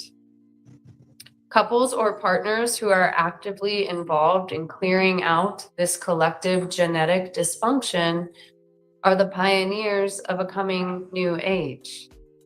I know that's something that Eduardo and I have been called into. Couples or partners who are actively involved in cleaning out collective genetic dysfunction are the pioneers of a coming new age. But we are in a pure united field. There's really nothing that's needing to, we have united in that, and now we're starting to work with the collective field frequencies of old genetic family lineage patterns that come to us through the other to be purified. However, for the majority of the planet, dysfunction is the norm. And until two individuals in a relationship are ready to take on the ancestral interference pattern of their entire fractal, that fractal will remain dysfunctional. This could be so connected with race, with culture, family lineage. So then the next part is about the bodies and the bloodlines. I don't know that I'll keep reading the 44, but I just meant to like call that one in.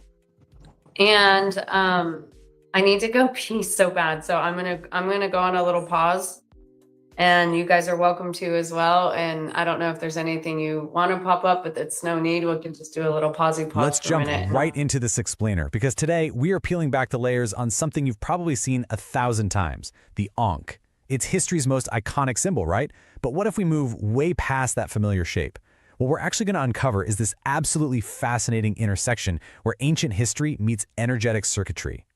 For over a century, mainstream institutions, think Britannica or the Art Institute of Chicago, have defined the Ankh pretty safely. They call it a vivifying talisman, basically a sacred hieroglyphs that represents the breath of life or immortality given by the gods for preservation beyond death. And, it's a beautiful, poetic way to look at it. But esoteric and alternative thinkers are inviting us to view it from a totally different angle. To them, it's not just a religious idea or a decorative emblem. It's a functional schematic. They argue that we're actually looking at a technological circuit, a literal map of polarity and a frequency device showing us exactly how unseen life force moves. So let's get into the anatomy of a circuit. To really grasp this Ankh code, we've got to break down its physical anatomy and look at it as a piece of functional design. When you deconstruct it, you get three main parts. First, that loop at the top. Esoterically, that acts as a capacitive chamber of completion, kind of like a receptive womb. Then, the horizontal arms represent this perfectly balanced plane of duality, right and left, positive and negative. And finally, that straight vertical stem serves as a grounding conductor. It's an axis rising up like a spine connecting Earth to heaven. Which brings us to the electrical connection. Now, this three-part physical structure maps startlingly well to concepts we use right now in modern electrical engineering. Take an LC resonant circuit, for example. That's a closed-loop circuit using inductance and capacitance to create resonance or oscillation. In this esoteric framework, the Ankh operates symbolically in that exact same way. The loop is the capacitive chamber, and the stem and arms are the pathways. It's this beautiful illustration of how life force enters, balances out, circulates, and then just loops right back into itself. This gets even wilder when we compare Ohm's law from physics to its spiritual analog. It essentially transforms this ancient artwork into a literal textbook on energetic law. In this comparison, voltage mirrors spiritual force, impedance mirrors spiritual resistance, and current, that mirrors life flow. The idea here is that the ancients might have been teaching us modern physics, using the Ankh as a masterclass on consciousness itself. Further backing up this energetic theory is the concept of a 9-node Ankh system. This ties directly into the deep mathematical sophistication we know the ancient Egyptians had. You see this in the Rind mathematical papyrus and their use of modulo 9 arithmetic. It really suggests the symbol was meant to be read as a complete functional spiritual circuit board. And why the number 9? Well, in esoteric numerology, 9 represents full cycle consciousness, the ultimate return. Plus, the numbers 3, 6, and 9 are heavily revered in modern Tesla-inspired metaphysical theories as this perfect map of harmonic order and rhythmic creation. So mapping the Ankh is a 9-node system aligns just flawlessly with those exact mathematical patterns. Moving on to transmitters of the breath. Now that we understand the proposed structure, we have to look at how the ancient Egyptians actually showed the Ankh in action. In their art, you constantly see gods holding it right up to a pharaoh's nose or mouth. Mainstream scholars usually read this as a symbolic gift of air, but esoterically, it's seen as a literal transmission of frequency. The Ankh is placed precisely at the breath, because that's the exact bridge where invisible life force enters the physical body. The human body is inherently electrical. Today, modern metaphysics uses terms like prana, chi, orgone, or scalar fields to describe this bioelectric energy. But the ancient Egyptians, they synthesized all of those complex concepts, this entire living electromagnetic current, into one single word and symbol: life. You can see this incredibly clearly during the Amarna period under Akhenaten. Mainstream Egyptology looks at the rays of the Aten sun disk and sees divine blessings coming down. But the esoteric interpretation takes it a step further, because those sun rays literally end in tiny hands holding ankhs out to the royal family. They view it as solar technology. It's an explicit depiction of cosmic sunlight operating as a direct delivery system, transforming cosmic radiation into living consciousness. Let's explore the living temple. This transmission of frequency wasn't just some abstract idea carved onto walls. It was actually the blueprint for the architecture of ancient Egypt. The highly influential symbolic Egyptologist René Schwaller de Lubitsch proposed that a temple wasn't just a building. He argued it was a machine, a resonator, an actual living organism. In this view, the Ankh serves as the master key to operating this massive stone body of light. Alternative thinkers have pushed this concept even further. Take Robert Bauval's Orion correlation theory, which hypothesizes that the Giza pyramids were intentionally arranged to mirror Orion's belt. Now, while that's outside the mainstream, it perfectly reinforces a core esoteric belief, the idea that ancient Egypt was obsessed with correspondence. The temple acted as a mirror of the cosmos. Inside these massive temple machines, the Ankh didn't just work on its own. It partnered with other profound symbols to form a triadic system. You've got the Ankh representing the life circuit, the Jed pillar, which stands for the stabilized spine or structure, and the Was scepter, representing directed authority or force. Together, they create a complete, fully working system of life, stability, and power. Which brings us to the ultimate formula. So zooming all the way out, what does this ancient code actually mean for us? Linguistically, there's a really beautiful clue. The ancient Egyptian consonantal root of the word Ankh doesn't just translate to life, it also translates to mirror and floral bouquet. It implies that it's the key that opens the mirror between worlds, allowing life to truly blossom. The deepest finding of the Ankh code is that it's a universal pattern. It's a formula dictating that life is generated by polarity, stabilized by structure, animated by the breath, and completed through return. It's telling us the body is a temple, the breath is a literal current, and consciousness is the light that completes the entire loop.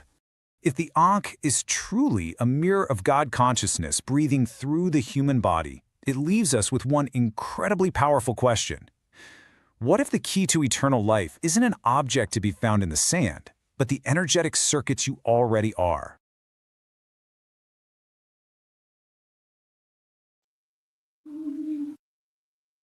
Oh, perfect.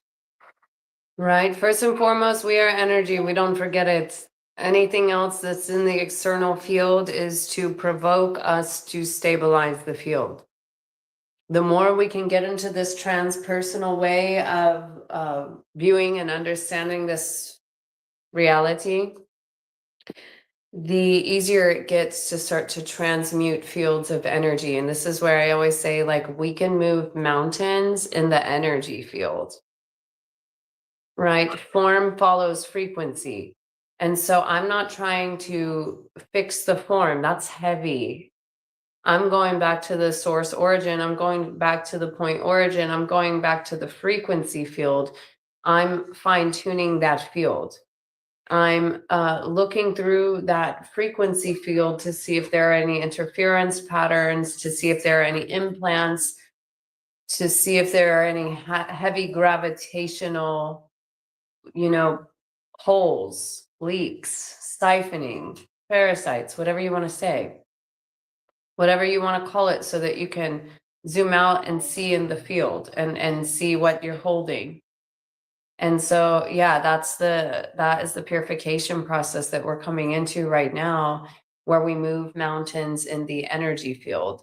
And so if you've got something that's presenting externally, then it's not something you need to go out externally and fix. It's like you go in there, you scan the field, you scan the energy field. We're bioelectrical, we're attuned, we're connected, we're purifying the field. We're lighting the fire, the celestial fires of purification. Oh yeah, so that's what I was going to talk about earlier. I was saying something about bifurcation and the idea of there being a split of two things. But then earlier, last night, I was hearing bifurcation. And I was thinking about how in pi, like PI 3.14, because it's so crazy. Like the number 3.14 has been coming into my reality quite a bit. Like 3 different people I know have the birthday March 14th, 3.14. And the Godfather movie, like I always connect it like gangster cartel Vatican type of energy. Godfather, gangsters, gangstars. 3.14. Pi is the date that the Godfather was released on. And so anyways, there's just a lot of things connected to this 3.14. But the main thing I wanted to say is I keep talking about this being a great time of purification. The time of great purification is upon us. We are being called into the codon ring of secrets, which is connected to gate 12, right? It is a mystical gate that opens you up into the breakthrough field beyond, it's like into a new octave. That particular code, gene key 12, is from the shadow of vanity to purity. And it's just a fine line. It is a fine line from vanity to purity. When that purity gate is unlocked, right, this is when the diamond coded frequencies start to come in so pure and so easy. Gate 12 is definitely a key connection to the diamond sun body, diamond DNA. Yeah, the pure heart. So, okay, gate 12, codon ring of secrets, from vanity to purity. There's probably a million more things I could say, but I think we're at a pretty good resting spot. It's 10:44 on the clock right here. It's great to connect with you all. I'll be on Wednesday. Wednesday on afternoon. It's 4:44 my time, 6:44, or no, 2:44 my time, sorry. 4:44 Eastern time on Wednesday afternoons. I'm really open to anybody joining me. I don't know who, I don't know when there's anyone that's feeling, I'm not like an interviewer type of thing, but like we can just flow and have some conversation, or if there are particular topics that we're here to bring in or talk about. Yeah, if you're feeling something like that, or if you just have questions that you want to talk about, you can plant those seeds and I'm happy to help out with that. Fiona 244 here in Australia. Nice to see you here. Thanks for being here. The 3 source codes, Trinity over time. Whoa, 3.14. Ooh, source codes. Yeah. Oh, yeah. That's what I was going to tell you all that I forgot about the bifurcation. Okay. Because people are talking about the bifurcation where it's a split, but with pi, it's like two half circles coming together to make a whole circle, like coming around. I keep hearing we're coming around full circle. It's like golden ratio spirals coming together. I'm not really here to explain it in a technical way. I'm just sharing with you like what was coming in the other day as I was thinking about it. So, oops, let me get a marker that works. Yeah, purification. So the time of great purification is upon us, right? Purification, right? And then I was like, oh, it also says if you switch the letters around. I'm really into doing that, you know? Just how one word can make more than one word. When you flip it around, all the patterns of like numbers and words, right? So what I was calling it is the bifurcation. So from purification to bifurcation. And yeah, so gene key 30, which is my purpose, is the rapture. And I always say, celestial fire, burn all desire. This is the rapture. It's the purification from the lower astral body.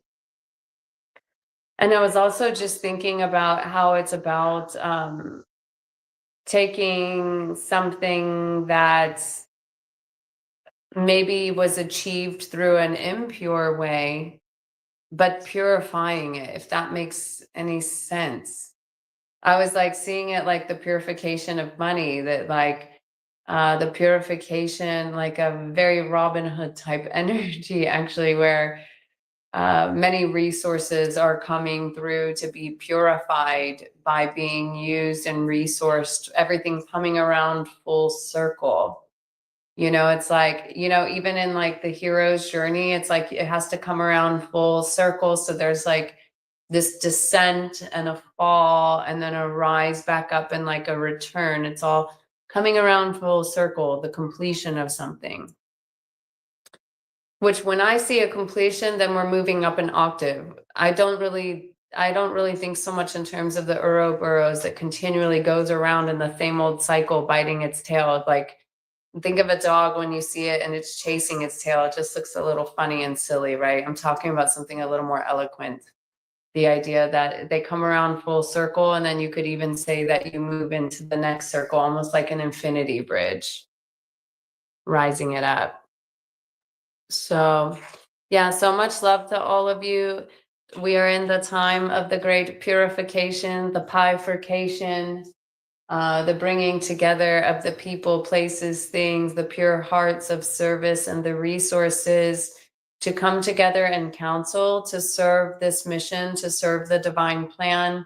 I always have that clarion call and that extended invitation for those that are feeling the call to come into council in Costa Rica, and what that can look like, you know, in collaboration and contribution.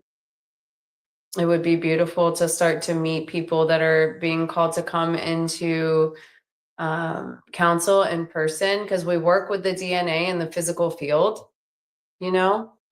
And yeah, so for those of you that have a passport and you've ever been feeling the itch or considering the idea of coming to Costa Rica, you know, reach out to me and let's talk about the possibilities and what that can look like. And yeah, whether that's like a short term or a long term, or, you know, a couple weeks, or like some kind of also like immersion. I like to do that type of work where we literally just live in the field with each other and we commune and we study our codes and we study the field and we work with the energy and we, you know, eat clean together and yeah, just allow whatever is to rise. We do a lot of that kind of immersion work. Talk about transparency.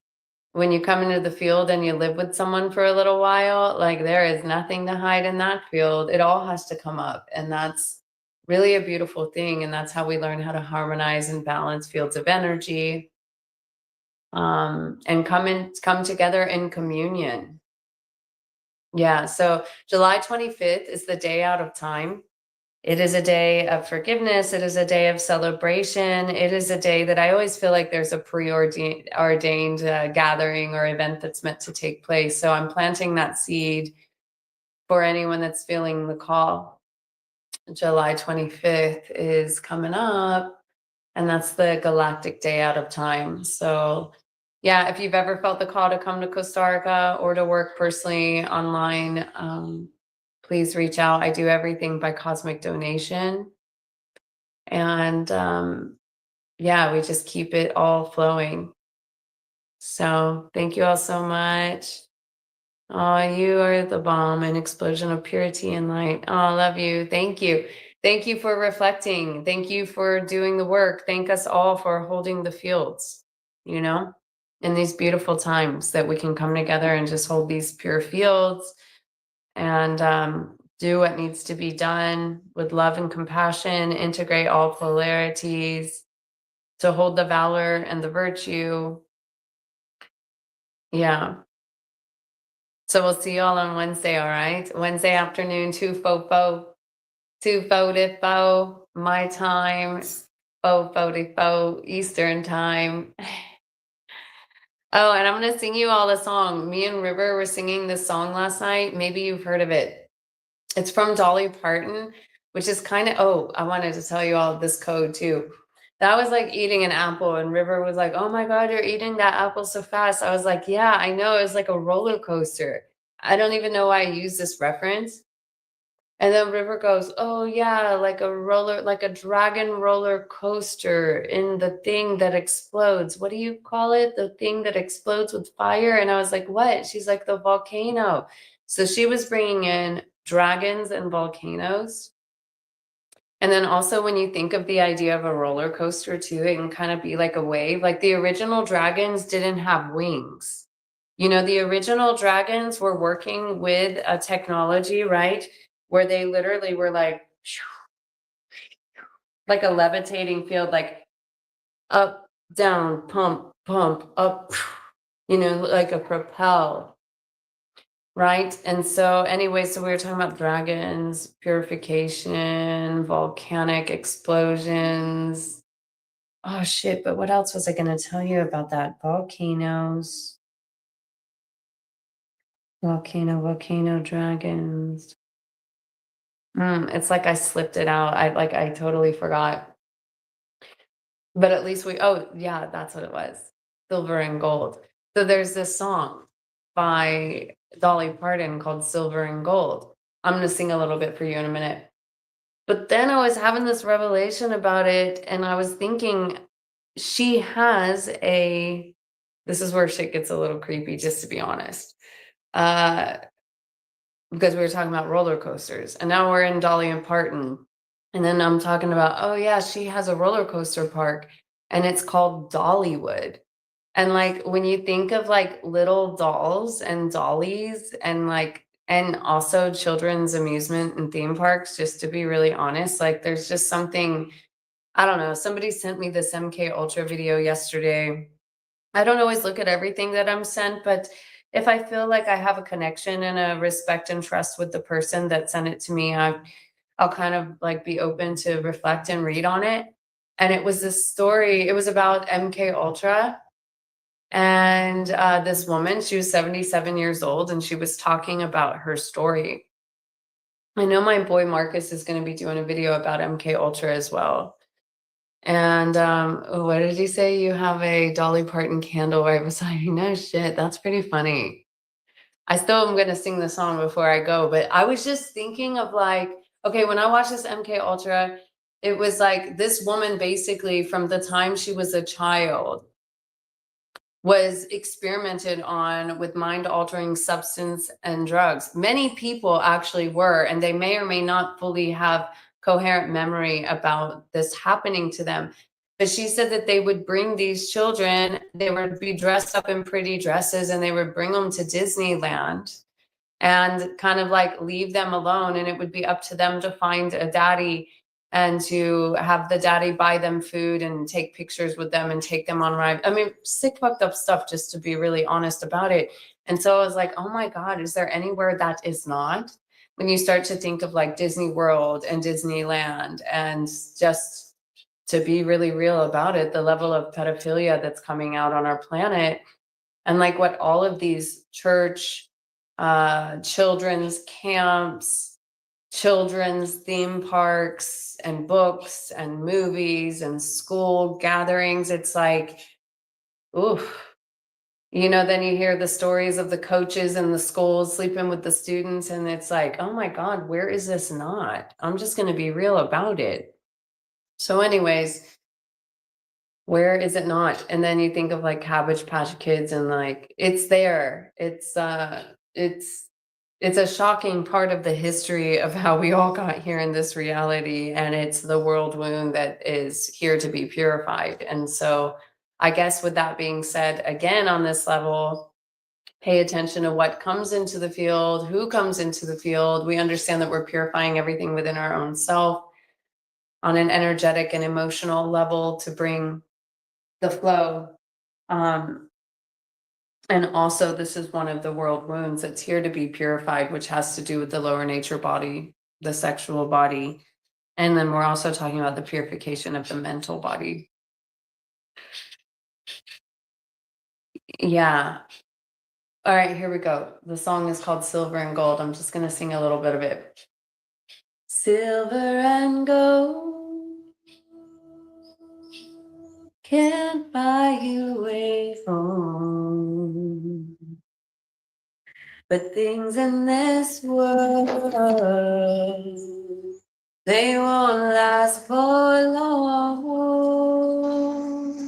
And time has a way of turning us old, and it can't be bought back with silver and gold. I had a jamming last night. I'm not gonna lie. I was hitting those little frequency notes. But think about it, silver and gold may buy you a home, but things in this world, they won't last for long. And time has a way of turning us old, and it can't be bought back with silver and gold. And so as we move, the whole premise of this galactic count is about moving from the 1260 inorganic Roman Gregorian fallen template of the time is money construct into the time is art construct or creation, right? Moving into the time is art creation, where we're no longer a slave to time or money, where there's enough time and enough money for everybody. And so imagine a world like that. It's not too far away. It's calling us in the echoes of a shift in the way we measure currency from monetary value to energetic value. Damn, we got a hawk in the house tonight. I don't know if you guys could hear that bird in the background.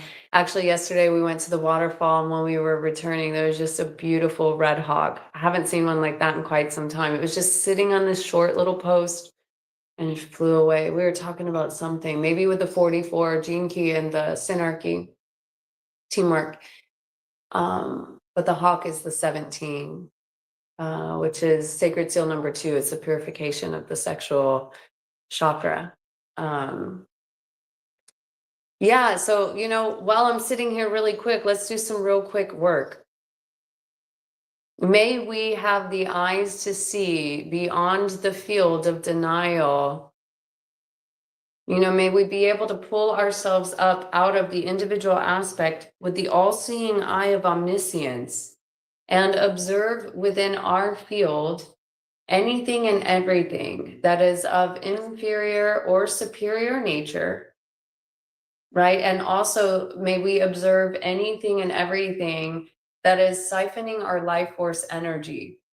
And because I'm connecting this to the sacral chakra, may we, during this 13-day cycle of purification, become aware of any implants, any etheric, these are not necessarily physical, any etheric implants or parasites within the thought or mind and the patterns of the emotions.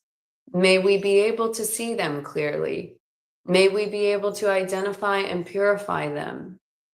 May we become the omniscient observer with the all-seeing eye, with an open heart to say, I want, with the hawk's eye view, that we want to become aware of any patterns that are no longer serving us, to come into that level of purification and to remove any implants embedded in the code of our system of any siphoning energies that are siphoning from us or that we're siphoning from another, which means these are invitations for us to clean all of our loops and holes, purification, coming into holistic form.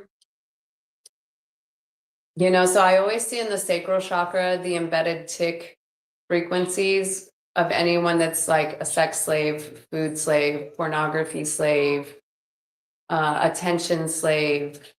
When you need the outer affirmation, the outer food, the outer person, the outer addiction, the outer attention,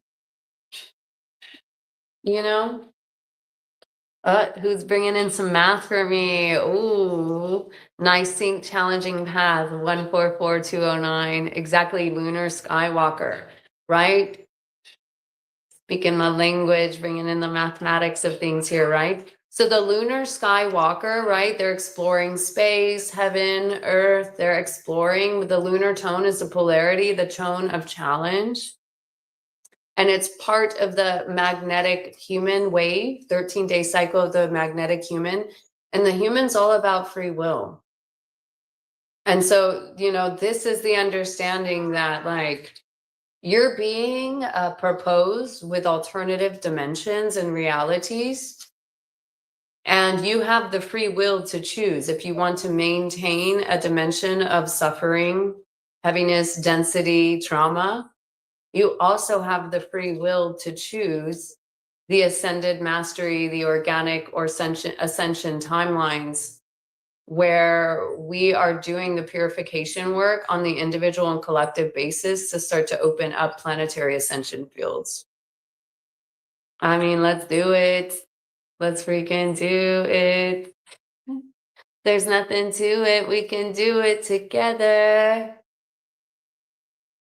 Oh, and the other thing I would say is if you haven't watched my video that I posted yesterday at the waterfall, there's always electrical currents and magnetic currents and flow currents of universal water and purification. when you see and feel the waters. And also you can see the crystal technology that we work with. Anytime we go to a particular water, we work with copper and quartz and some of the other crystals that we have in hand. And just pretty much anytime we go to the water, Eduardo's making a copper tool of some sort, a copper technology to purify. The prayer is always pure, clean water for all beings. And there's pure, clean water within, right? Which is our emotional field, and pure, clean water without. So we're always working with the copper technologies and the spirals. Ooh, that one just popped out. Always wearing copper on the body. I got my Viking copper. This is brass, but copper. And actually right behind me, I've got this copper and quartz. You know, if you don't know, now you know. You know very well who you are. Oh man, I was trying to prop it up so I can show you guys the crystals. There we go. Because the crystal was the prop. So actually this has been sitting behind the phone the whole time. This is one of my master Atlantean crystals. And one of the copper tools that Eduardo made, he was just gonna throw it in the water, but I was like, I really like this one. Like, he gives his best work to the rivers and the oceans. We've put much crystal technology in the rivers and the oceans and the lands for many, many years now. And somehow, yeah, you know, synchronicity, this is technology, right? The crystals are technology. And the copper is technology. Hola, sister. Kirazura. Yellow Rhythmic Warrior. Oh, I love me some warriors. Yellow Rhythmic Warrior over here with the dragons and volcanoes. Wow, I love it. In like Lake Atitlan and her magical waters. Yeah, we're so like we're aligned with each other. Do you know your latitude? I'd be curious to kind of put that together. And I just posted some maps yesterday of the Eagle and the Condor medicine wheel. And obviously we're just all aligned with that in this original galactic Maya, which is not the historical Maya teachings, just going to say that, you know, the original galactic Maya essence was not one of sacrifice, killing, black magic, impregnation. There are histories and tribes that carry those kind of that old energy. And that's something that we're purifying as we activate these solar mother codes and really hold the purification fields. Yeah, let me see, what else did you say there? You said Stargate 13 have gifted her copper and labradorite. Sri Rancha come some years later. Yes, totally central Amuraka. Yes, the true Mayan, our original timekeepers of the mother. Shout out to Eduardo as well for his work and what you both so. Oh, thank you so much. Thanks for seeing.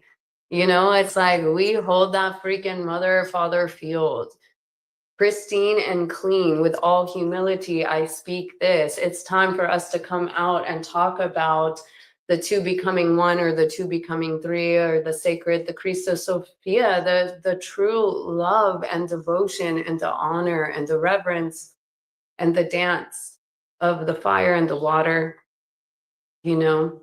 And I've never met a man who honors the feminine in such a deep way, and such an invisible masculine pillar type of way that allows the essence of a goddess to rise through. Yeah, and to hold that field of balance and that telepathic wave of unity, of wholeness and wholeness, the bifurcation.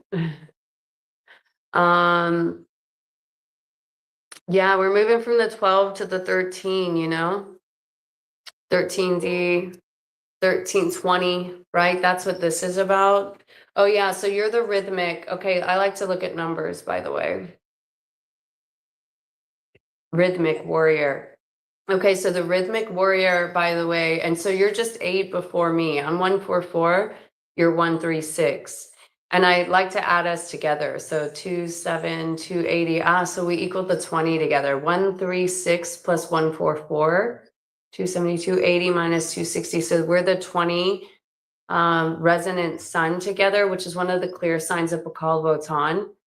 On the sarcophagus of Bacall Votan, there, number one, the intricate detail of the technology and the etching and the lasering type of technology of that sarcophagus had a lot more to do with time traveling. There's references to October 3113 or 4000, something like, even though it could be considered or look ancient. Yeah, it's something to do with time traveling, and we're putting together the pieces of that. So the yellow tribe is here to flower, just in case anyone is a seed, a star, a human, a warrior, or a sun. You are the yellow solar tribes, and you are here to flower the consciousness in your own way. And so the warrior energy is questioning and order. And yeah, what else are we doing here? Oh, the other thing I wanted to bring in about the rhythmic warrior, which is the 6th tone, is how it's in the center. It's in the 7th column. Wait, is that right? 1, 2, 3, 4, 5, 6, 7. Of course. And it's part of what I call the Telektonon prophecy code as well, because it's connected to the magnetic monkey, which starts in the very center right here. I have a lot of deep connections with this whole wave. Super important. It's the wave before the magnetic seed 144. So, yeah, Telektonon prophecy, the holy victory march, the 144,000 of righteousness, the breaking down of the G7, right? The global elite structures, constructs. That's the Telektonon prophecy carries that. And then so you're a part of what I call the Telektonon prophecy wave with the energy of the warrior there. What else? Yeah, I think that's it. We're just talking about technology, the real computers, right? The real computers, the memories, the rewriting of the fall of Atlantis. It's always on my mind, which we're in right now. So, all right, till the end of time, we'll see you on the next one. We'll see you on Wednesday. Much love and gratitude for all the galactic guardians, warriors of light, carrying the codes, purifying, in service, in humility. We rise together, we come together, synergy and teamwork, bring the synarchy and the cosmic communion. And yeah, see you all soon. Much love. Thank you, Marcus. Oh yeah, and don't forget Marcus is going to be speaking about the MK Ultra stuff if you're curious about that. He posted about that earlier.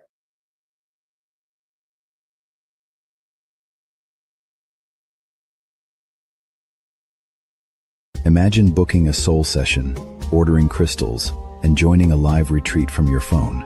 For too long, finding the right healers, the right products, the right community has meant endless searching across scattered corners of the internet. That changes now.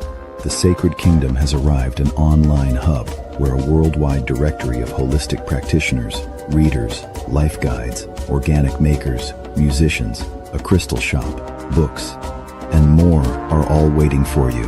Book one-on-one sessions, order products, and discover Kingdom members serving locally in your area, all from your fingertips, wherever you are, whenever you're ready. Stay connected to upcoming events and retreats, both online and in person. Tap into a YouTube channel built for real conversation, hands-on holistic learning, and free giveaways. And there's more coming: courses, programs, a holistic recipe book, and the Sacred Kingdom Mystery School Academy mentorship.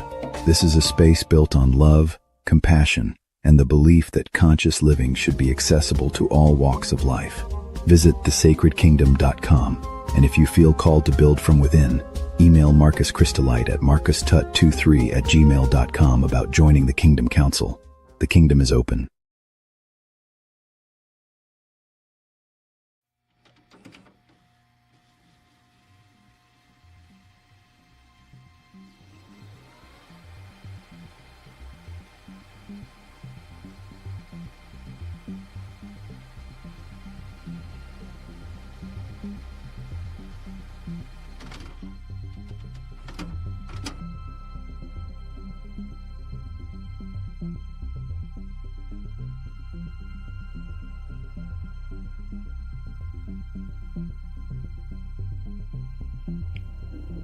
2023.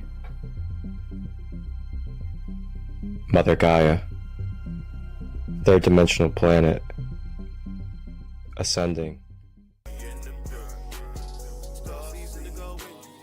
Thank you from the Sacred Light Broadcast Network and Sacred Light Productions for tapping in and tuning in to all live and replay content, holistic, conscious, for your empowerment. Tap in to the Christ light within. Please like, share, and subscribe. And remember that you are the one that you have been looking for. Enjoy this content. If you would like to collaborate or receive production through myself, Marcus Crystallite, direct message or email me at marcustut23@gmail.com to discuss details. Wholeness and balanced love. Ashe.